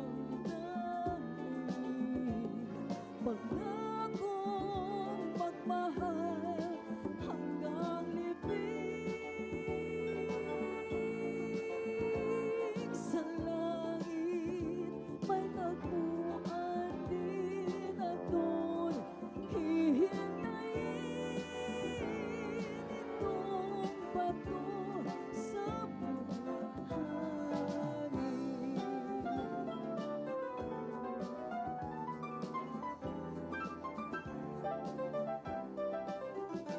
Ngunit kung ang pagsuyo'y lilipas din, bagay kaya ang bato sa buhangin.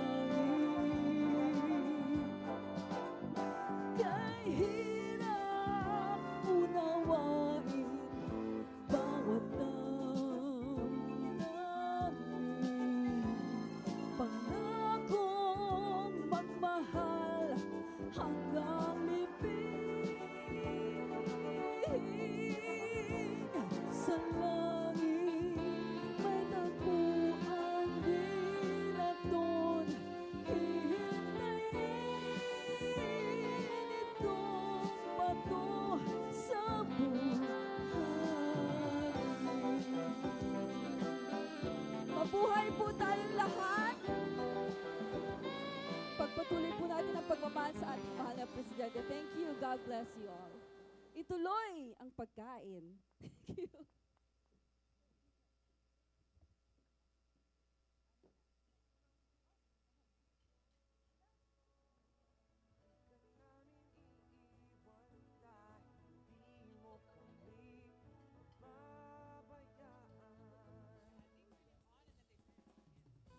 Thank you so much. Let us give them a round of applause. Our performers, Alina, Niel de Meza, and our performers from the NCCA. I know you guys are busy with your fork and your spoons, but let's give them a big round of applause, ladies and gentlemen. Thank you very much. Moving on, President Rodrigo Duterte has always shown a special affinity for our brave overseas Filipino workers, our OFWs. In fact, the president is always looking out for their welfare. Now for updates on the programs undertaken and currently being implemented by the government on OFW welfare, let us call on stage Overseas Workers Welfare Administration, or OWA, Deputy Administrator Josefino I. Torres.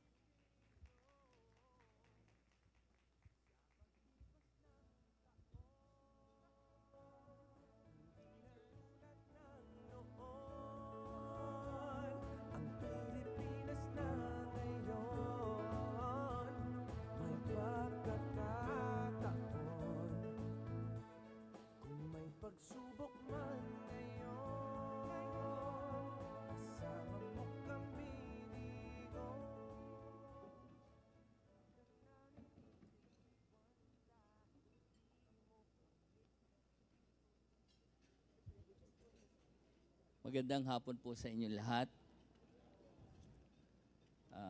Sa ating Executive Secretary, Salvador Medialdia, Cabinet Secretary Carlos Nograles, at iba pang membro ng gabinete, mga kasama ko sa pamahalaang Duterte, mga members of the Diplomatic Corps, guest.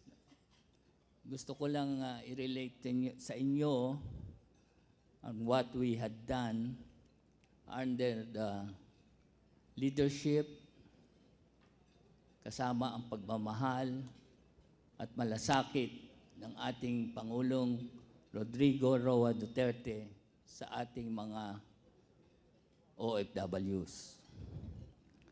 But before I go to that part of relating to what we had done in the 3 years of the Duterte's administration, may I present to you what OWA is, as perhaps some of you had not encountered what OWA is. I always jokingly say that we are from Ka-OWA-OWA. Through the years, the Overseas Workers Welfare Administration, an attached agency of the Department of Labor and Employment, has made its mark as the agency or welfare institution for the OFWs and their families. At the start of the administration of President Rodrigo Roa Duterte in 2006, the Overseas Workers Welfare Administration, or OWA for short, has also turned a new leaf with the enactment of Republic Act 10801, or the OWA Act, which was signed into law in May of that year. But come the Duterte's administration, the implementing rules and regulation of that act was approved by the OWA Board of Trustees. That was on March 2017, furthering or strengthening the OWA. As a newly chartered institution, the OWA carries out its twin mandate to heart. It adheres to, 1, welfare provision to fulfill the President's significant resolve to strengthen the protection of our OFWs and their families, or to protect our OFWs and their families. Fund viability through prudent and judicious allocation of fund and resources to maintain capital build-up. Our core programs are social benefits, education and training assistance, welfare assistance program, social services, family welfare services, workers' welfare assistance program, and the newest addition is the reintegration program.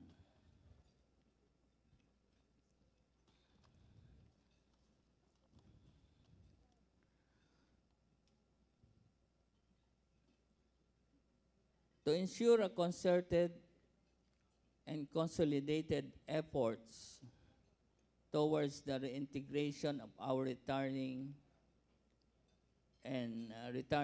OFWs, the OWA Act, Republic Act 10801, stipulated the attachment of the National Reintegration Center for OFWs, or NRCO for short.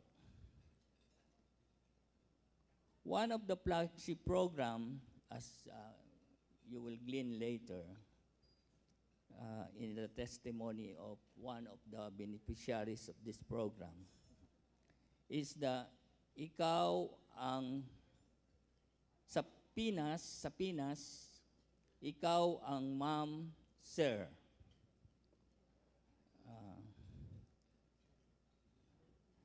This aims to train our domestic workers on the skills and skill set needed for the teacher position in the Department of Education. And through the generous heart of our Secretary of Education, Ma'am Briones, they get hired in their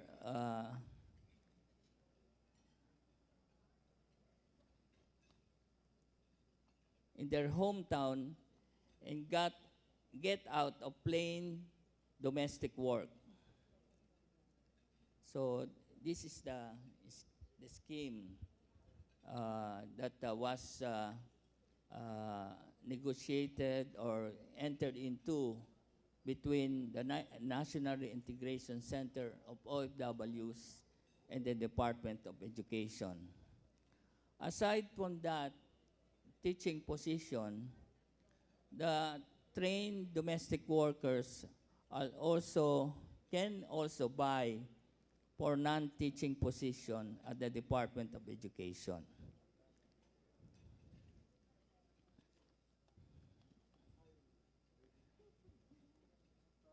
Next. So we also, the OWA also mandates expansion of presence of the regional welfare offices of OWA in country for availability and accessibility of OFWs and their families to various programs and services. And then it also mandates the expansion of our front lines on-site and overseas posts to provide welfare and labor-related assistance to OFWs.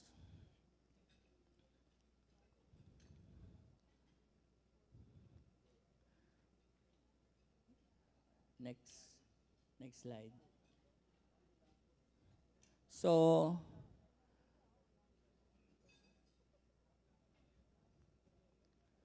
the OWA makes sure that our core programs and services respond to the strategic directives of the President as stipulated in our Philippine Development Plan 2017-2020. That is, protect the rights and improve the well-being of our overseas Filipinos here in the Philippines, in the country, and abroad. Strengthen the engagement of our overseas Filipinos, their families, and other stakeholders in governance, and facilitate participation in the country's development and their integration in the Philippine society.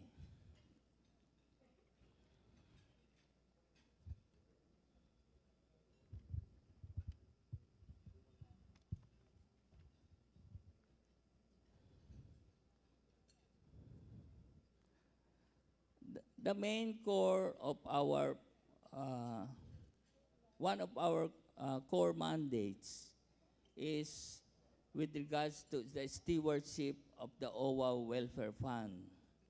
And now I'm happy to share with you or to tell you that the OWA Fund, consisting of membership contributions and interest income earned from investment of this fund, is now on the tune of 19.7 billion pesos. And under the OWA Act, this fund is now solely to be used for to fund program and services for our OFWs and their families. Beginning 2016, the OWA now is funded from two main sources, one from the GAA and the other one is from the OWA fund to fund, as I said, program and services for our OFWs and their families.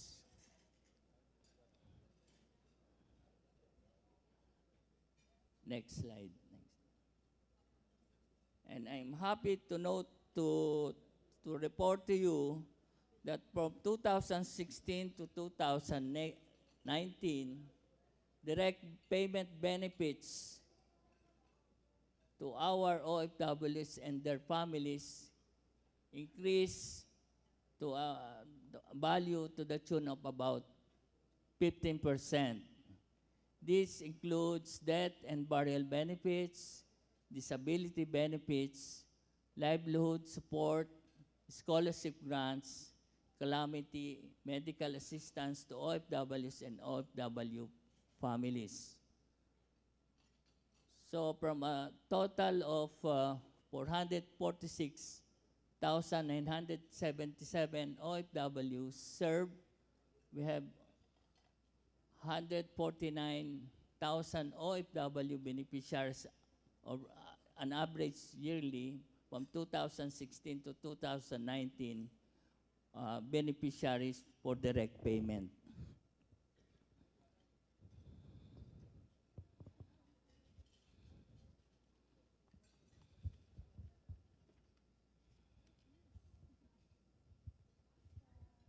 Next, this program is we call this Balik Pinas, Balik Hanap Buhay program. A significant change for the 3-year period is a change in the mode of assistance from starter kits worth 10,000 in cash. We converted this to cash assistance, and from 10,000, the amount was increased to 20,000. So from 2016, only about little under 4,000 beneficiaries. For 2019, we have increased the beneficiaries to about 35,000. That's a considerable leap, as this is purely cash assistance for them to venture into livelihood activities upon their arrival here in the country. Next slide. We have also initiated program expansion, and for the welfare assistance program, we have come out with these 3 components: medical disability assistance, calamity assistance, relief assistance, and bereavement assistance, all for our OFWs and their families.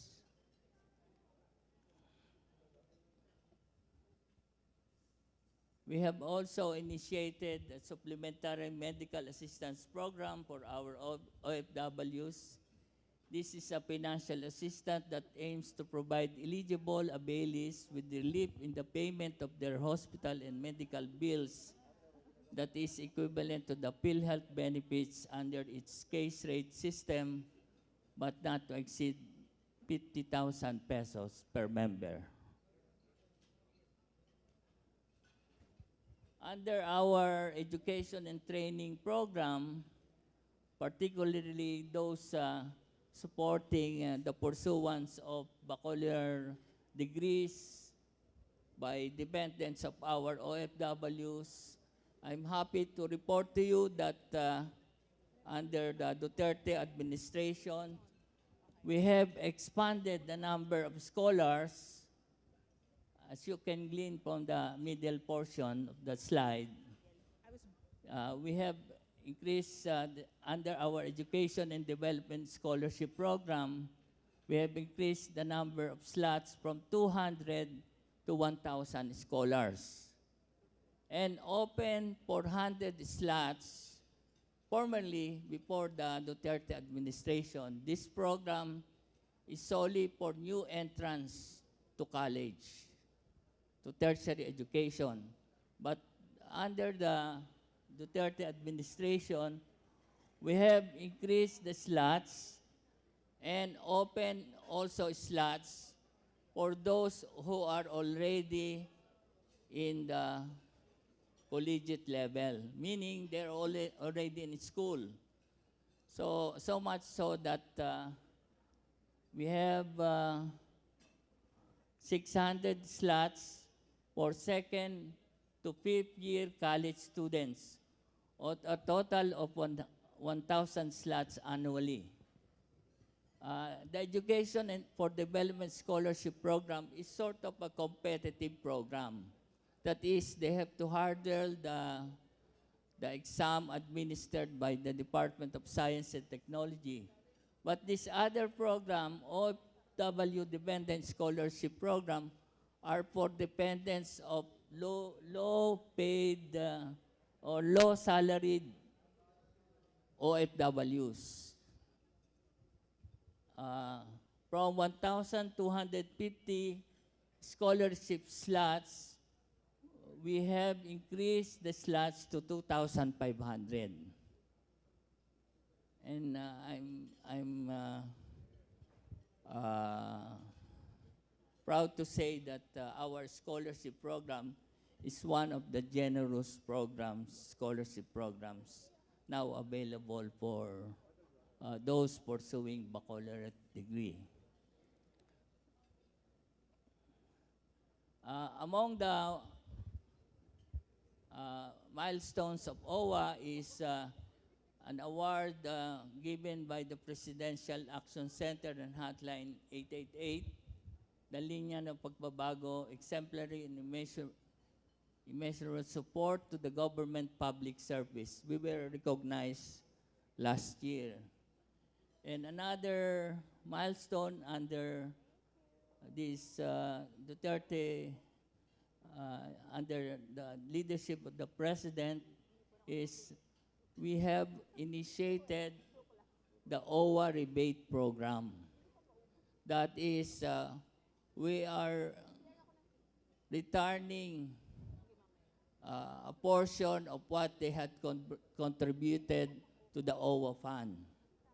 And these are eligible or accessible for OFWs who have contributed to the OWA fund for the last 10 years. Okay. So I'll go to the last slide.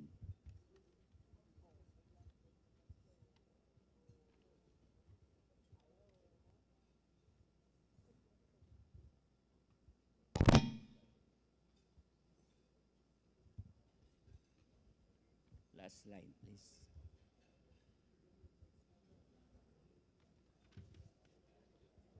In closing, for the last 3 years, the OWA had ensured that all OFWs have expanded access to our social benefits, assistance, to direct payment, continuously enhance the program and services to provide more assistance responsive to the needs of our OFWs. And we have infused information and communication technology to ensure efficient and effective delivery of various assistance accessible to our OFWs. So, in short, under the directives of the President, we have pursued mas lalong pag-igting ng mga serbisyo sa mga OFWs at kanilang pamilya. Higit sa lahat, aming sinisiguro rado na mas maraming mabibigyan ang OWA Fund. Yun po, marami pong salamat.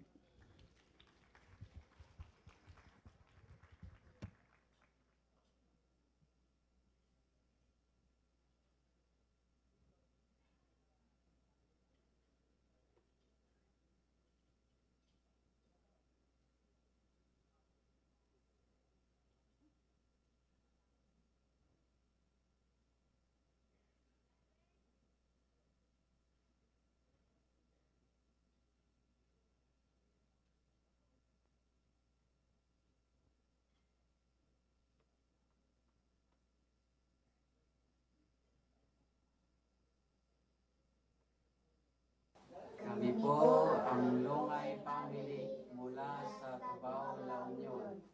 Ako po si Salvador Longay, ang asawa na namayapang si Beverly Longay. Ito po ang aking anak mula sa panganay si Stephen Amulek. Pangalawa po si Spencer Amon. Tapos si Seth Amos ang pangatlo. At si Shadrach Amaron ang aking bunso. Noong April 29, 2017, namatay po ang aking asawa na si Beverly Longay. Sa tulong po ng uwa na pauwi po sa Pilipinas.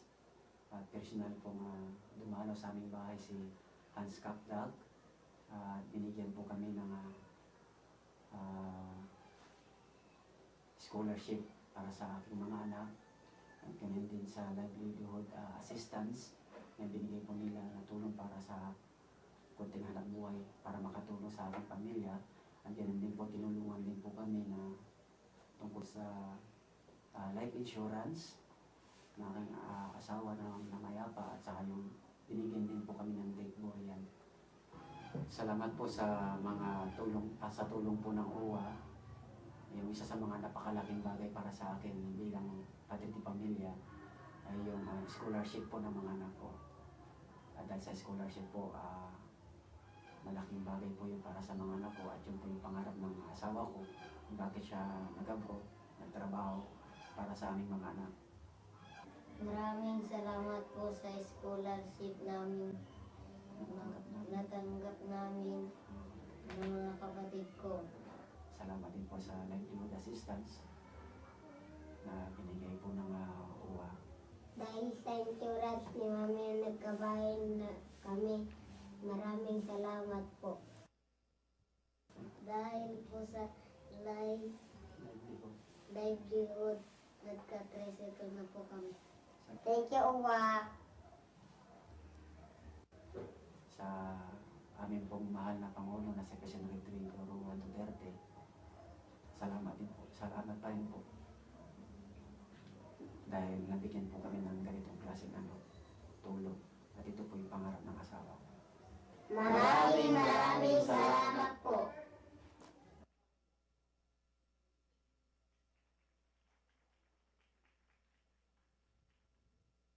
Thank you very much. And now, ladies and gentlemen, Ako si Glenn Santiago. Nakatira po sa Barangay Santa Cruz, Concepcion, Tarlac. Ang asawa po ay naging OFW sa Kuwait. Hindi po pinalat, namatay po siya doon. Ngayon po, yung OWA, binigyan po kami ng death benefits and burial na 220,000 at 15,000 livelihoods. Nalilang ko po sa pag-aalaga ng baboy. At scholarship po ang anak ko na si Tertiary Santiago. Simula grade 1 hanggang mag-college siya. Ngayon po sa kuya, nasa grade 4 na po siya. Tapos din po ang pasasalamat kay OWA Administrator Hans Leo Kakak, Dole Secretary Silvestre Bello III at sa ating mahal na Pangulong Rodrigo Duterte. Salamat po sa patuloy na pagsuporta at paggalinga sa mga OFW at kanilang pamilya. Muli, maraming salamat po.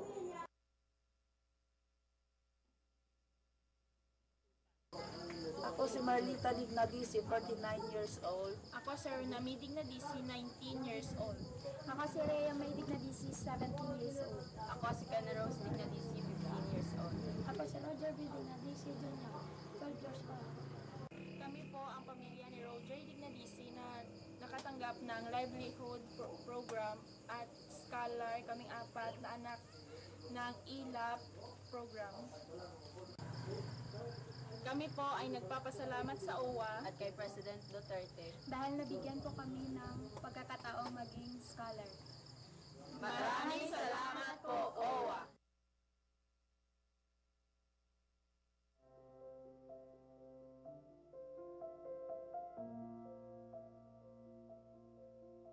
Nalaman ko po yung schemes nang pumunta po ako sa Dole po, Legazpi City. Meron daw pong programa yung OWA na sa Pinas, ikaw ang ma'am, sir.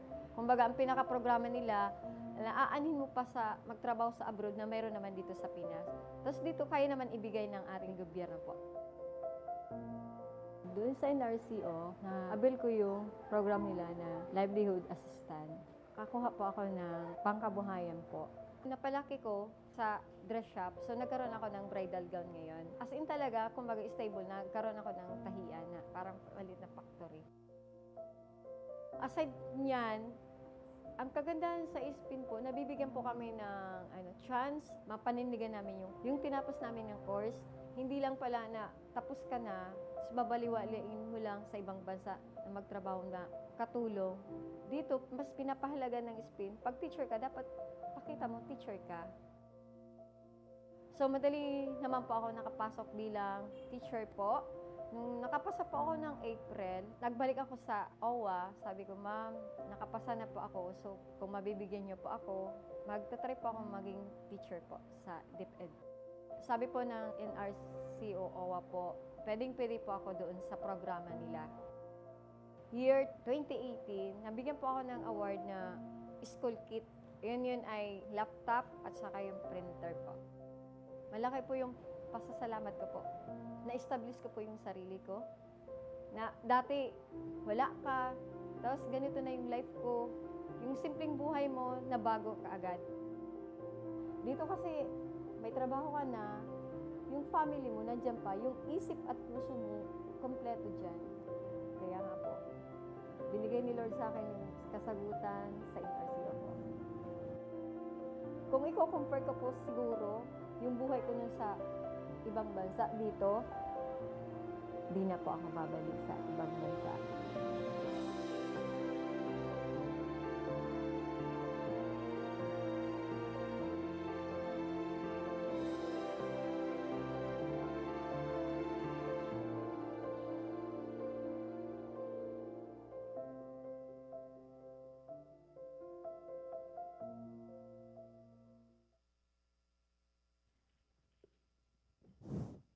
Yes, we are against the odds today. It's for real now. And you've seen her in the video screen right in front of you, but now in the flesh. Ladies and gentlemen, I would like to present to you one of the modern heroes of the Republic of the Philippines. Let's all welcome her with a big round of applause, Miss Emmy Gueriña.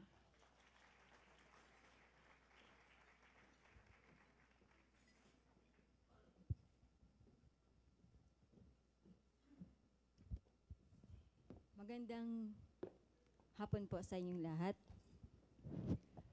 Ako po si Emmy Gueriña, dating domestic worker sa Hong Kong. Dahil sa hirap ng buhay at kawalan ng permanenteng trabaho, umalis ako sa bansa na dala ang pangarap na maiahon ko ang aking mga anak sa hirap. Hindi pala madaling magtrabaho sa ibang bansa. Sa bawat araw na lumipas, tinis ko ang matinding lungkot, pagod, at pang-aabuso ng aking amo. Malupit ang aking amo.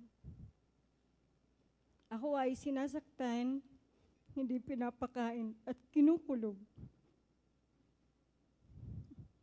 Kaya nung magkaroon ng pagkakataon, tinakasan ko ang aking employer at pumunta ako sa Polo, Hong Kong.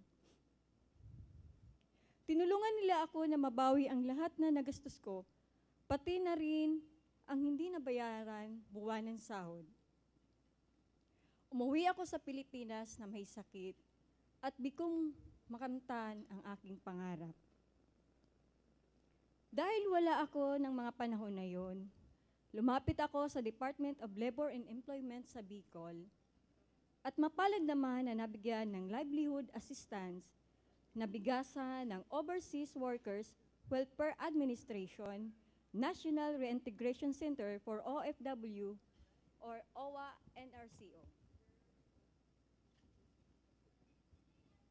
Habang pinapatakbo ko ang aking maliit na negosyo, ako ay nabalitaan ng OWA and RCO Regional Coordinator na mayroong programa sa mga OFW let passers na tinatawag na Sa Pinas, Ikaw ang Ma'am at Sir. Agad naman akong nag-apply sa nasabing programa. Noong February 2017, natanggap ko ang isang napagandang biyaya, ang aking appointment bilang Teacher 1 sa Tigaon Central Pilot School. Sa kasalukuyan, ako po ay magtatatlong taon nang masayang nagtuturo sa aming bayan sa Tigaon, Camarines Sur, Bicol Region. Sa kabila ng hirap na dinanas ko sa Hong Kong, wala po akong pinagsisihan dahil yung karanasan ko din pala sa abroad ang magiging daan para matulungan ako ng ating gobyerno na mabigyan ng permanenteng trabaho dito sa Pilipinas. Bilang isang single parent, napakalaking tulong sa akin ang makapagtrabaho na malapit sa aking mga anak dahil nakakasama at nagagabayan ko sila araw-araw. Kaya taos-puso po akong nagpapasalamat sa Duterte Administration, sa DOLE, OWA, NRCO at DepEd. Dahil sa programang Sa Pinas, Ikaw ang Ma'am am Sir, guminhawa ang pamumuhay ng aking pamilya. Nakapagpundar ako ng sariling bahay at negosyong dress shop. Nani sa panaginip ko, hindi ko maisip na magagawa ko kung dito lang ako sa Pilipinas magtatrabaho. At higit sa lahat, unti-unti kong binubuo muli ang mga pangarap ko para sa aking mga anak. Sa pagkakataon ito, ako din po ang nangangako na pagbubutihin ko ang aking trabaho bilang isang guro. Patuloy po akong tutulong sa lahat ng advokasya ng Duterte Administration, lalong-lalo na sa mga programa para sa mga kapwa ko OFW. Ang buhay ko ay isa lamang patunay na kung magsusumikap tayo at magtitiwala sa ating gobyerno, mayroong pag-asa na guminhawa ang ating buhay sa sariling bayan. Maraming salamat po at patuloy sana kayong pagpalaing nang sa ganon, mas marami pa pong mga katulad ko ang matulungan ninyo. Diyos mabalos po sa Indugabos. Diyos mabalos, Emmy. Thank you so much for sharing with us your truth and for being so transparent with us this afternoon. Speaking of truth and transparency, this is what the Presidential Communications Operations Office has rallied for to ensure a well-informed public. That is you and me. Where has the implementation of FOI taken us farther last 3 years? Let's hear it from the Program Director of the Freedom of Information Management Office, PCOO Assistant Secretary Christian Ablan.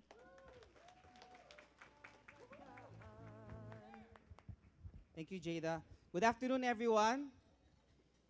Did everyone, when you received the invite that this would be a whole day event, I will be asking the organizers to issue a certificate to you this afternoon because you've completed the whole day Duterte Legacy course.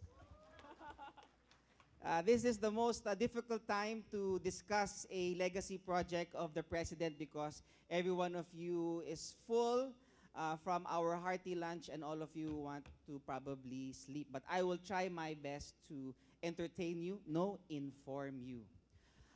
We've already learned this morning from our speakers, most of them cabinet members, of the different legacy projects of the Duterte administration. And I am sure that you now have an overload of information, yes?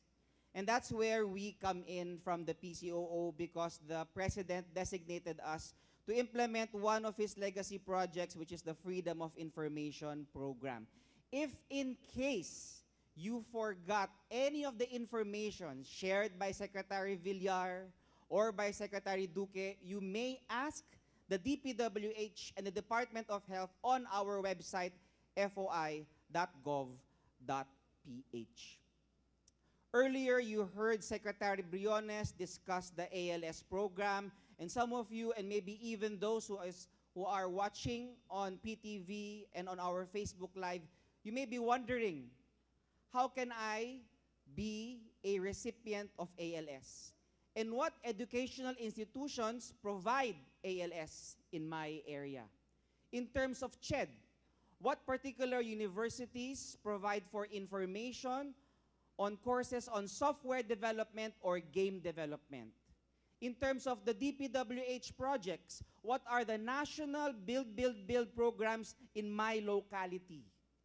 If I want to start a business in drone agriculture business, what are the requirements? If I want to know how many professionals are in the teaching profession, where do I ask? How many are they? Later on, you will be hearing from other speakers to discuss the environmental legacy projects, our security, peace, and order projects, and you have so many questions, and that just shows you how important information is in national development and local development. That is why the Filipinos' constitutional right to access government information is in Section 7, Article 3, Bill of Rights of our Constitution. That's how important the right to information is. And ever since we had the 1987 Constitution, congressperson after congressperson, senator after senator have filed a Freedom of Information bill in Congress, and they have not passed one until today. For various reasons, they have been challenged. That it has been very difficult for our congressional leaders to pass an FOI bill, that it took a president in the person of Rodrigo Roa Duterte to think out of the box and sign Executive Order Number 2, Series of 2016, as a declaration that we can operationalize the citizens' right to information in the executive branch. We are now proud, 3 years in implementing the President's directive, that almost all of government has answered the call of the President to be transparent and to be open to the people. And for the next few minutes, I will be giving you an update on the compliance of our different partners in government. First, how many agencies are compliant to the policy?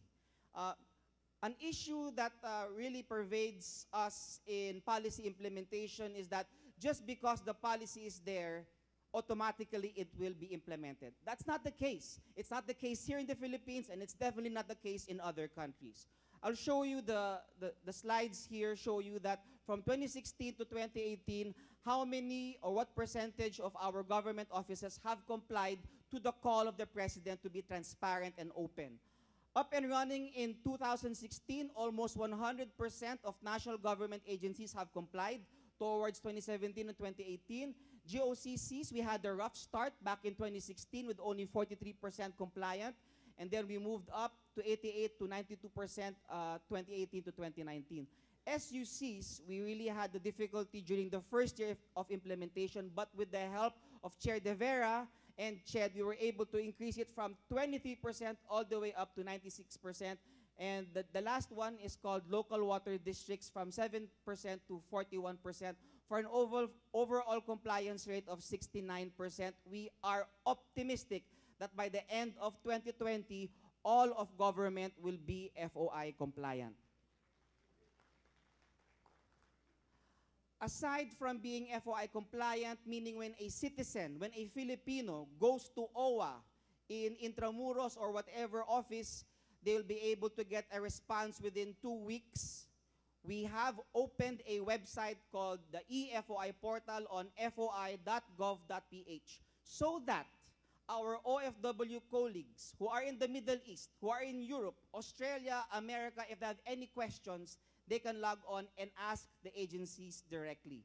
Now we are on a voluntary basis. So from just 15 agencies back in 2016, we have onboarded close to 447 government agencies which you can access online today.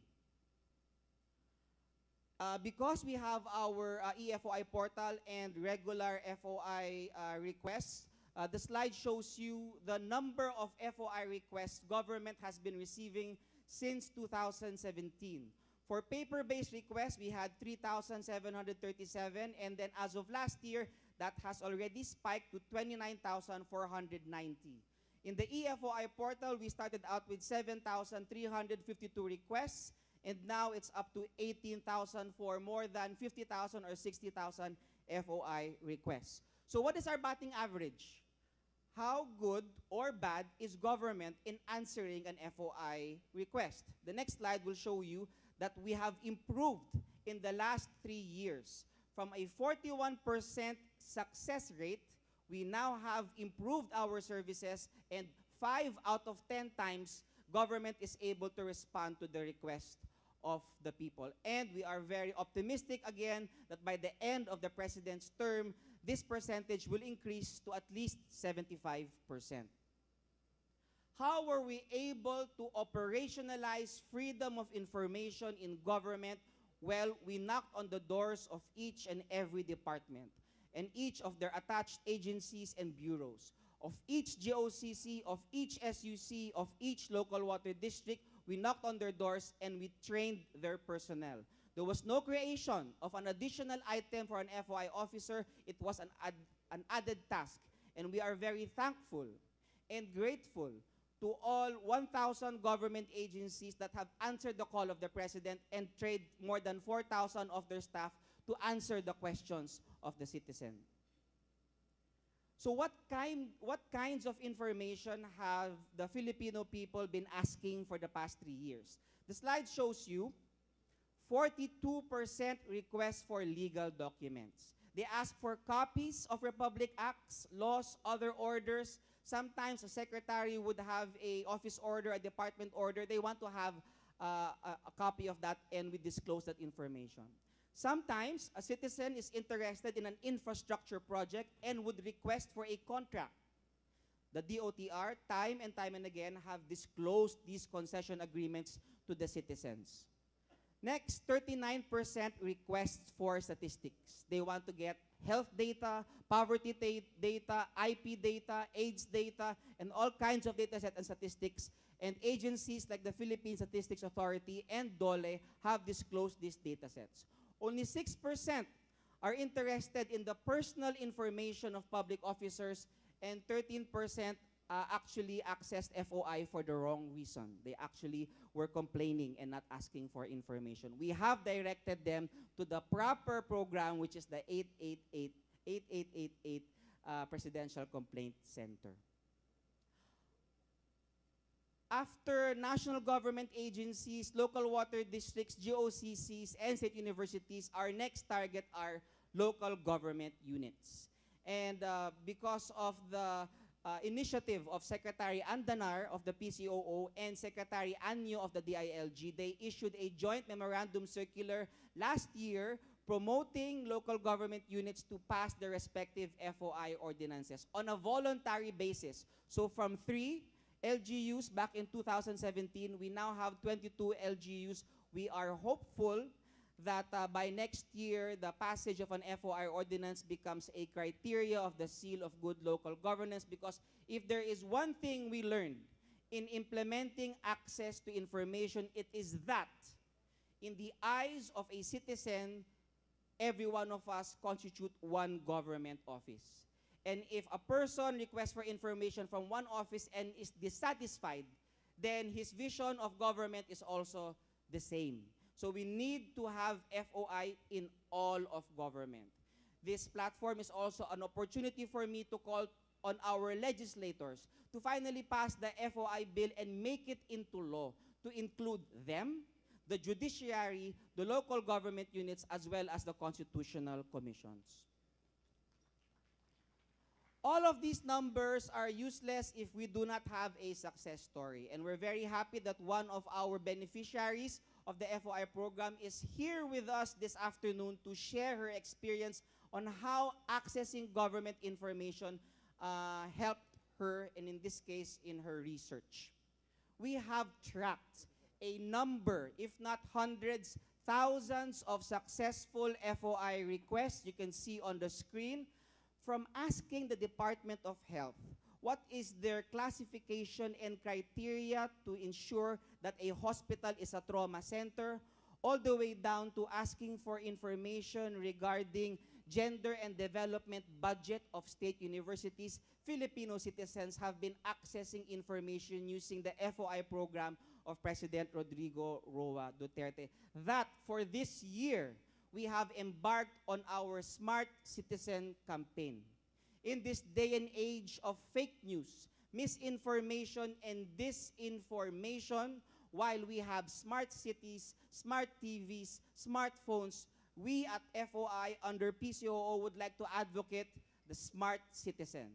We have to develop critical thinking amongst our citizens, and hopefully you join us with our Smart Citizen campaign. That is our program, and we are more than happy to answer any questions on our website. Don't forget, foi.gov.ph. Thank you very much. Mabuhay!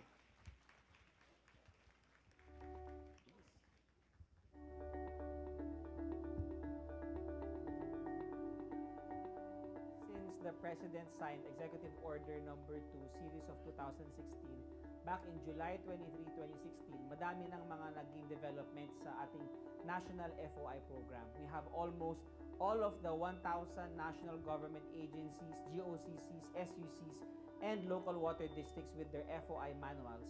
And half of that are on our FOI portal, foi.gov.ph. Meaning to say, ang mga kababayan natin can ask information from different government offices online or on paper-based.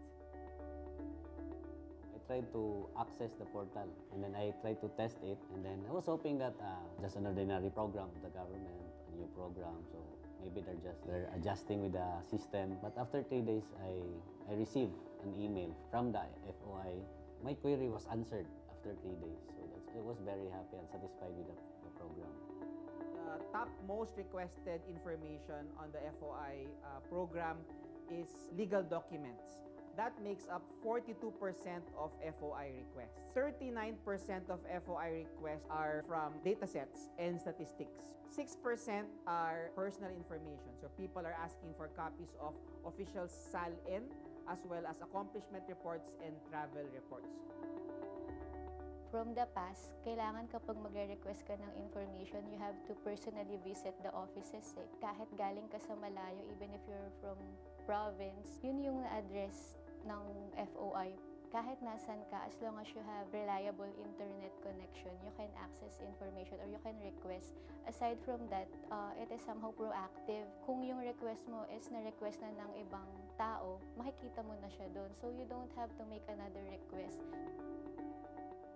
We are able to harmonize the Executive Order Number 2 on the Freedom of Information with the Data Privacy Law. Napaka-importante lang ang poprotektahin ng ating mga opisyal at mga kasama sa gobyerno ay ang mga sensitive personal information.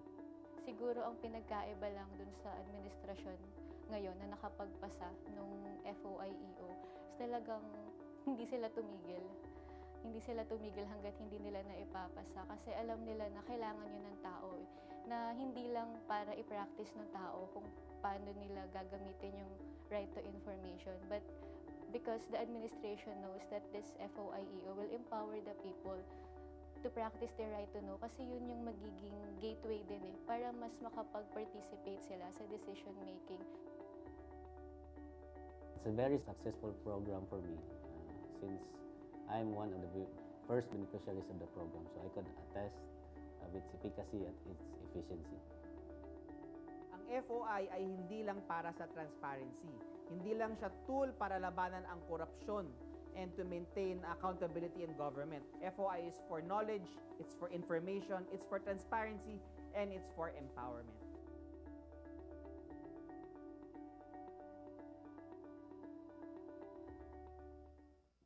And to share with us her experience on truth and transparency, let's all welcome Ms. Jem Camille Garcia Adescol.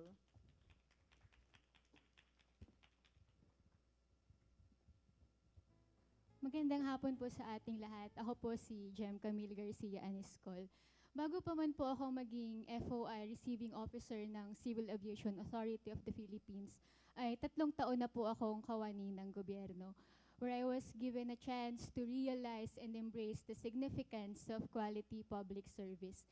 Ito rin po ang nagtulak sa akin to take another step in improving my knowledge, which is why I took up my Master's in Public Administration and finished it with my thesis titled The Civil Aviation Authority of the Philippines, Compliance to Executive Order No. 2, Series of 2016, Basis for Quality Service. Hindi po naging madali na ipasa yung napili kong study. At first, it was even rejected by my panelists because they told me that my study will not make a contribution to public administration, especially in the aviation industry. They also told me that this FOIEO is just a redundancy of our existing policies. Thus, it will make no difference. So they asked me to change it, pero hindi po ako pumayag. I remained determined and continued to defend my study, not just to finish my degree, but to prove them that the FOIEO was passed not only to allow the Filipinos to access information from the government, but more importantly, to practice their right to be informed, to take part, and to transparency. These objectives will not make only a difference, but empowerment, and ultimately contribute to nation building. As a former FOI, FRO, I was able to witness how the value of FOIEO has continued to upturn because the request for information is not limited to those who want transparency from the government. Mula po sa iba't ibang estado ng buhay, mula sa iba't ibang parte ng Pilipinas, estudyante, out-of-school youth, negosyante, professionals, unemployed, people request for information for different purposes, such as business matters, research, job opportunities, and more. The FOIEO and the EFOI portal allows the Filipinos to easily access information from the government.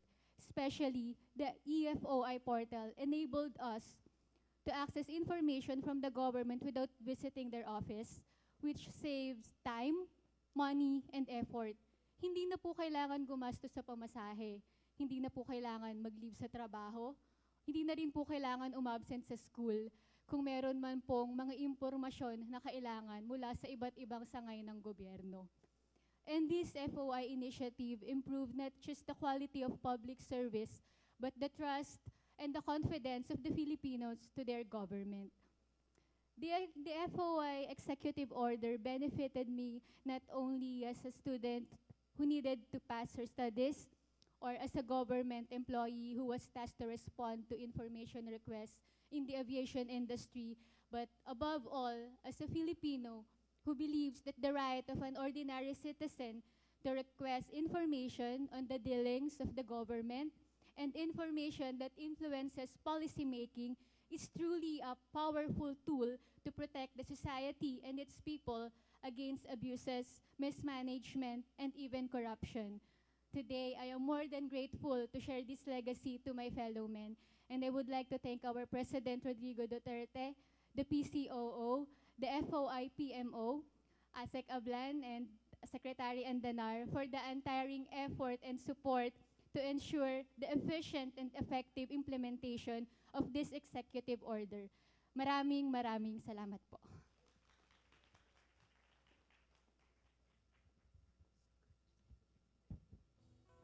Thank you so much, Ms. Jam. And now from freedom of information, we move on to press freedom and media protection.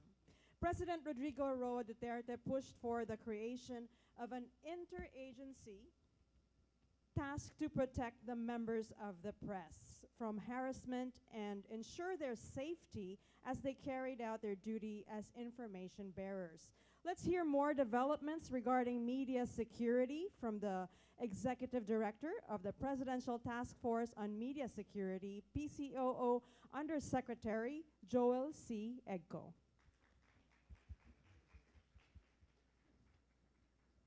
Thank you, Daphne. Good afternoon, ladies and gentlemen. I hope you have had your lunch already because my presentation is going to be bloody, if not graphic. All right? So, para medyo mas magaan po, I'm just going to tell you a story that covers a decade, no? But I'm going to make it fast dahil due to limited time, so we can give more time to the next speakers.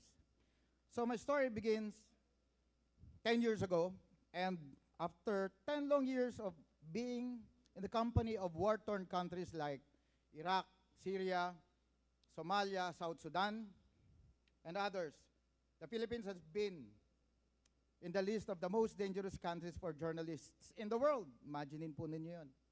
This dubious distinction has cost us not only pain, not only shame, and not only as a people, but a country that values press freedom, human rights, and freedom of expression in this part of the world. Remember that tayo po ay touted as the freest in Southeast Asia. So my story takes root in 1986 when democracy was restored. But we're going to take a huge leap to 2009 when we begin this dark chapter in the history of Philippine media. That year, we were ranked as the 6th most dangerous country in the world by the New York-based Committee to Protect Journalists, owing largely to the 24 then unsolved cases of media murders. No? And it was mentioned in the CPJ report that it was due to pervasive climate of impunity in the country. Remember the term, impunity, culture of impunity and all that. And then this thing happened. On November 23, 2009, 58 people, including 32 media workers, were waylaid, shot to death, hurriedly buried in hastily dug up graves in Ampatuan town in Maguindanao, in what would be known as the single deadliest attack on journalists in history. Ito na po yung Ampatuan, Maguindanao massacre na natapos po, no, last month. And of course, after that, naturally, that year, 2010, we worsened. We worsened twofolds, no? From number 6, we landed at number 3 as the 3rd most dangerous country for journalists in the world, next to Iraq and Syria. Imagine that. And we remained at number 3 for the following years also, 2011, 2012, 2013, and 2014. And there was a bit of improvement in 2015 and 2016 when we were ranked 4th. But, sabi pa rin po ng CPJ, yung number 4 place, yung 4th place was cemented by the fact na may failure tayo to prosecute the suspects in that gruesome massacre. All right? And worse, there was this report by Reporters Without Borders. This time, this is a Paris-based international media watchdog. No, sabi nila, we were on the top 5 deadliest countries in the world. And naturally, we were the deadliest in Southeast Asia. Then came President Rodrigo Duterte. In his very first State of the Nation address in July 2016, the President announced that he would be creating a task force that will look into the problem of impunity, media killings, and violence in the country. And in that same SONA, he declared, and I quote, "This government does not condone violence and repression of media." Close quote. Lo and behold, on October 11, 2016, the President signed his very first administrative order, A01, creating what is now known as the Presidential Task Force on Media Security that is mandated to protect the life, liberty, and security of media workers in the Philippines. And on January 24, 2017, we signed the operational guidelines of the task force, here being shown in the photo that you see in front of you, at the National Press Club building in Intramuros, and it was signed by representatives of the member agencies and various media partners of the task force. After that, immediately we gathered all data on media violence, on media killings, no, from various sources, government and private media sources alike. And we found out, we were able to map how enormous the problem is, no? And we found out also that Mindanao really accounted for the most number of incidents, no? Making it the most vulnerable region in the country. Not most dangerous po, because dangerous is very defeatist. It's vulnerable, most vulnerable. Next slide, please. So this is where my story takes a positive turn. Immediately after the President signed the Administrative Order number 1, in 2017, the CPJ again gave the Philippines an improved ranking. Number 5 na po tayo. And in its report, it cited progress in the campaign, and it even noted the creation of the Presidential Task Force on Media Security. And this good development went through the years 2018 and 2019. And last year, yan po yung latest, October 2019, again, tandaan po ninyo, the CPJ mentioned that the country's 5th worst ranking is due in part to the deadly, that time is still unresolved deadly massacre case. All right? So, next slide, please. These humble feat did not escape the attention of world leaders, including former European Union Ambassador to the Philippines, Fran Yesen, and former Danish Ambassador to the Philippines, Jan Top Christensen. But we did not stop there. Immediately after the creation of the task force, we hit the ground running. So instead of collating all data on media killings in the country, we also acted on current and past and present reports and complaints of media harassments, intimidation, and murders. And as we do that, as we backtrack on old cases, we dared to find a factual, contextual answer to the question, why are journalists being killed in the Philippines? So let me discuss to you briefly, no? But before that, as a matter of principle, I'd like to assure you that we believe that addressing the symptoms is nothing but just scratching the surface of the problem. So we opted to contextualize. We really need to address the root cause of the problem by identifying and addressing their vulnerabilities. And speaking of vulnerabilities, let me discuss to you the 3 levels of risks that journalists in the country face every day. The first level is duty. You know, the job itself is risky. I was targeted for assassination myself 11 years ago. Next is advocacy, the relentless criticism by a journalist on a subject. Anti-drug advocate, anti-corruption advocate. It doubles the risk, no? But the third and worst level of risk is when the journalist himself or herself goes into a crusade.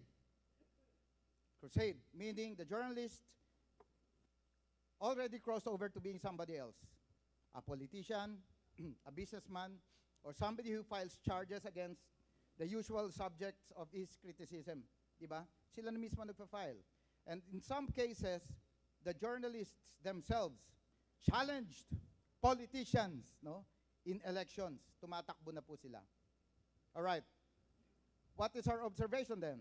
So besides these risks, the problem is compounded by the fact that media violence in the country is a direct byproduct of the hostile or violent geopolitical environment. The clearest and biggest example is that being the Ampatuan Maguindanao massacre case. And we have three major indicators or contributors to the problem. Of course, dirty politics. When they fight, magulo din po doon sa lugar kung saan nag-aaway ang mga politicians. And number two, corruption and crimes. And number three, the vulnerability of the media sector. And when I say vulnerability, we observe six things, no? First, there are rivalries and infighting among media groups and personalities all over the Philippines. Kahit saan po kami magpunta, nag-aaway-away. So we called for unity among these media groups. Number two, to pinakamalala, economic vulnerabilities. Most of them are not paid enough, if they're being paid at all.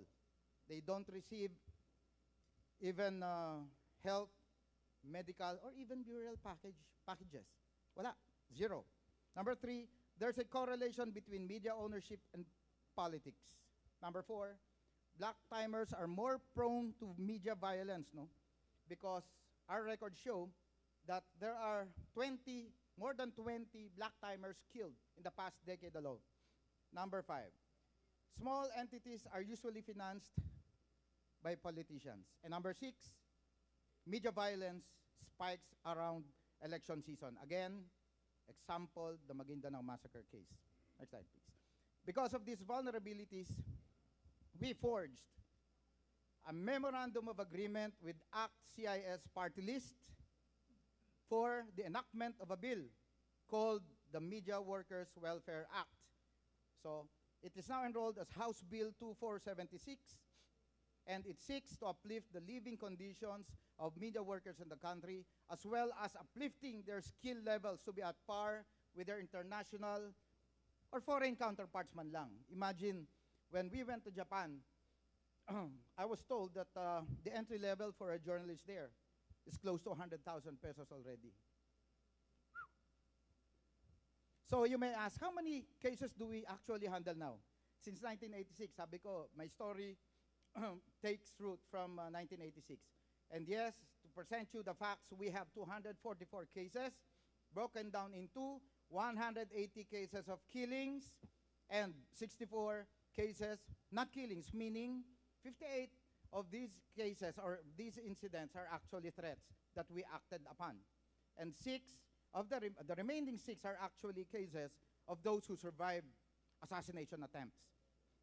So out of these 180 killing cases, 102 cases have been declared as closed already, including the 31 cases, hindi po 32 sa Ampatuan Maguindanao Massacre, 31 kasi yung napalo ni Judge. So, may isang missing doon na kaso and we're reinvestigating it, yung kay Muamay. No? Kasama na po sa closed cases, yung 31 doon sa Ampatuan Massacre case. Next slide, please. So, this is Virgilio Maganes, ang aming Buenamano. His case was the first to be handled by the task force. No? Siya po ay binarel, but he survived. And then we went on to investigate other cases, work-related cases of killings. That of Larique. Next slide, please. Christopher Lozada of Surigao. Joeliano of Albay. Ed Dizon of Kidapawan. And Dindo Generoso of Dumaguete City. Not shown here is the case of Dennis Denora. But we also investigated cases of, well, non-work-related cases, as we call them, ano? Like this one, when we investigated the case of Benji Caballero in Tacurong City, my friend June Briones in Masbate a few years ago, and that of Carlos Matas in Zamboanga province. After he was killed, follow-up operations resulted in the killing of 3 of the suspects in Mr. Carlos Matas' killings. Next slide, please. So, again, we were cited, to cut the long story short, we were given positive reviews by the CPJ, and in December 2018, I'm sorry, the Reporters Without Borders delisted us from the top 5 deadliest countries for journalists. For the first time, nawala na po tayo sa list na yan. And for the second consecutive year, December 2019, just last month, the Philippines can no longer be found on any of the deadliest or worst list by year end, either in terms of killings or imprisonment of media workers. So, sakto, this will be the climax of the story that I'm telling you. And after 10 long years of waiting, after so many delays, finally, the day of reckoning. On December 19, 2019, Judge Jocelyn Solis-Reyes handed down the guilty verdict against the principal suspects and masterminds in the Ampatuan, Maguindanao massacre case. Guilty na po sila. And this happened, 2 years after the families of the victims met with the president in Malacanang. On November 23, 2017, I was there. Former Justice Secretary Vitaliano Aguirre was there. Former spokesman Harry Rocco was there. And the families were there. And the members of the prosecution panel were also there. And it was there that the president told us, tapusin nyo na yan. Next slide, please. So, Secretary Andanar announced in September the end of the trial. And we were so happy about it, we thought that the promulgation would come before the 10th anniversary of the massacre. And, in fact, I was so confident back then that I even promised that I will quit my post if the suspects were acquitted. But it did not happen. Thank you very much, Judge Reyes. Mga kababayan, sabi nila may impunity dito sa atin, culture of impunity. So let us define this online definition, pinakamadaling basahin, pinakamadaling hanapin na definition ng impunity. Bibilisan ko na po. In the international law of human rights, it refers to the failure to bring perpetrators of human rights violations to justice. And as such, itself constitutes a denial of the victim's right to justice and redress. Ladies and gentlemen, on our record, we have 15 convictions that are work-related. And we have another 3 convictions on cases that we deemed not work-related. Adding the 31 convictions or the 31 victims in the Maguindanao massacre that were given justice just recently, we now have a total of 49 convictions of media worker killers in the country. And this has not been reported yet in the in the recent past. So this is where my sad story ends. The dark chapter in Philippine media is being closed now. And what that story tells us, the Maguindanao case, what it tells us is that, justice delayed is not always justice denied. Most often than not, it's just justice in waiting. And from being one of the most dangerous and one of the deadliest, our country now holds the distinction of being the only country in the world that has convicted this huge number of killers of media workers. A testament to the Philippine government's and the Duterte administration's sincere, honest, and genuine commitment to protect human rights and uphold human lives and, of course, human dignity.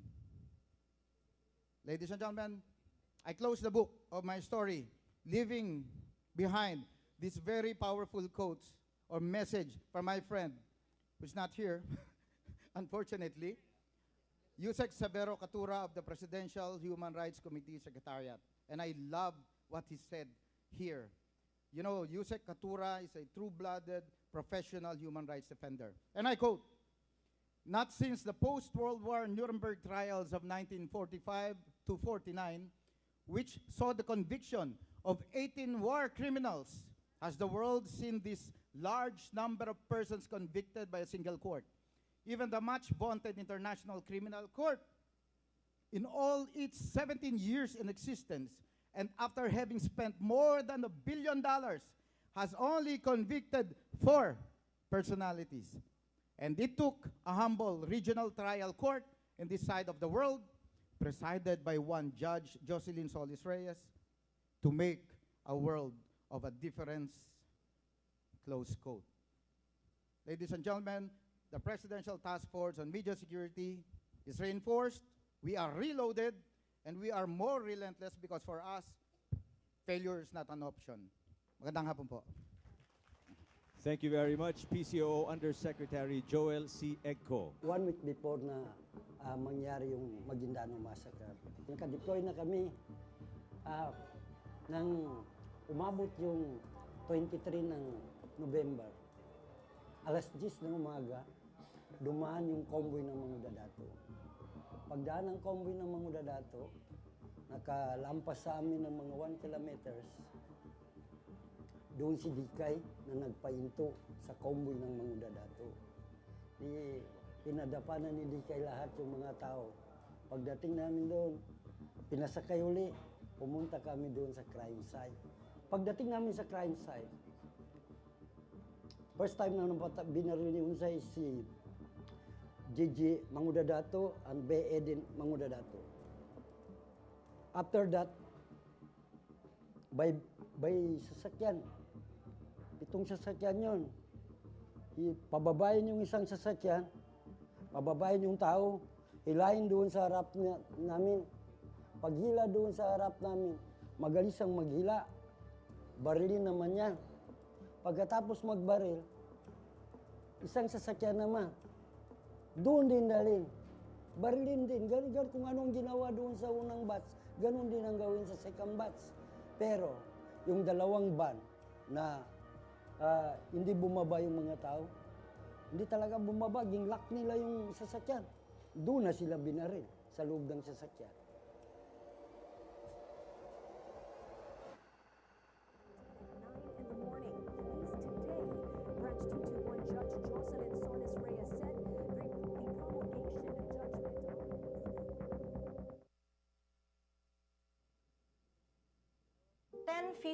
In the evening, nagising ako, wala pa siya.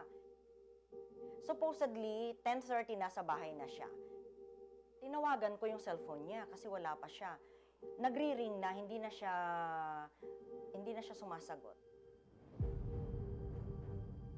Patay ang isang mamamahayag matapos pagbabariling sa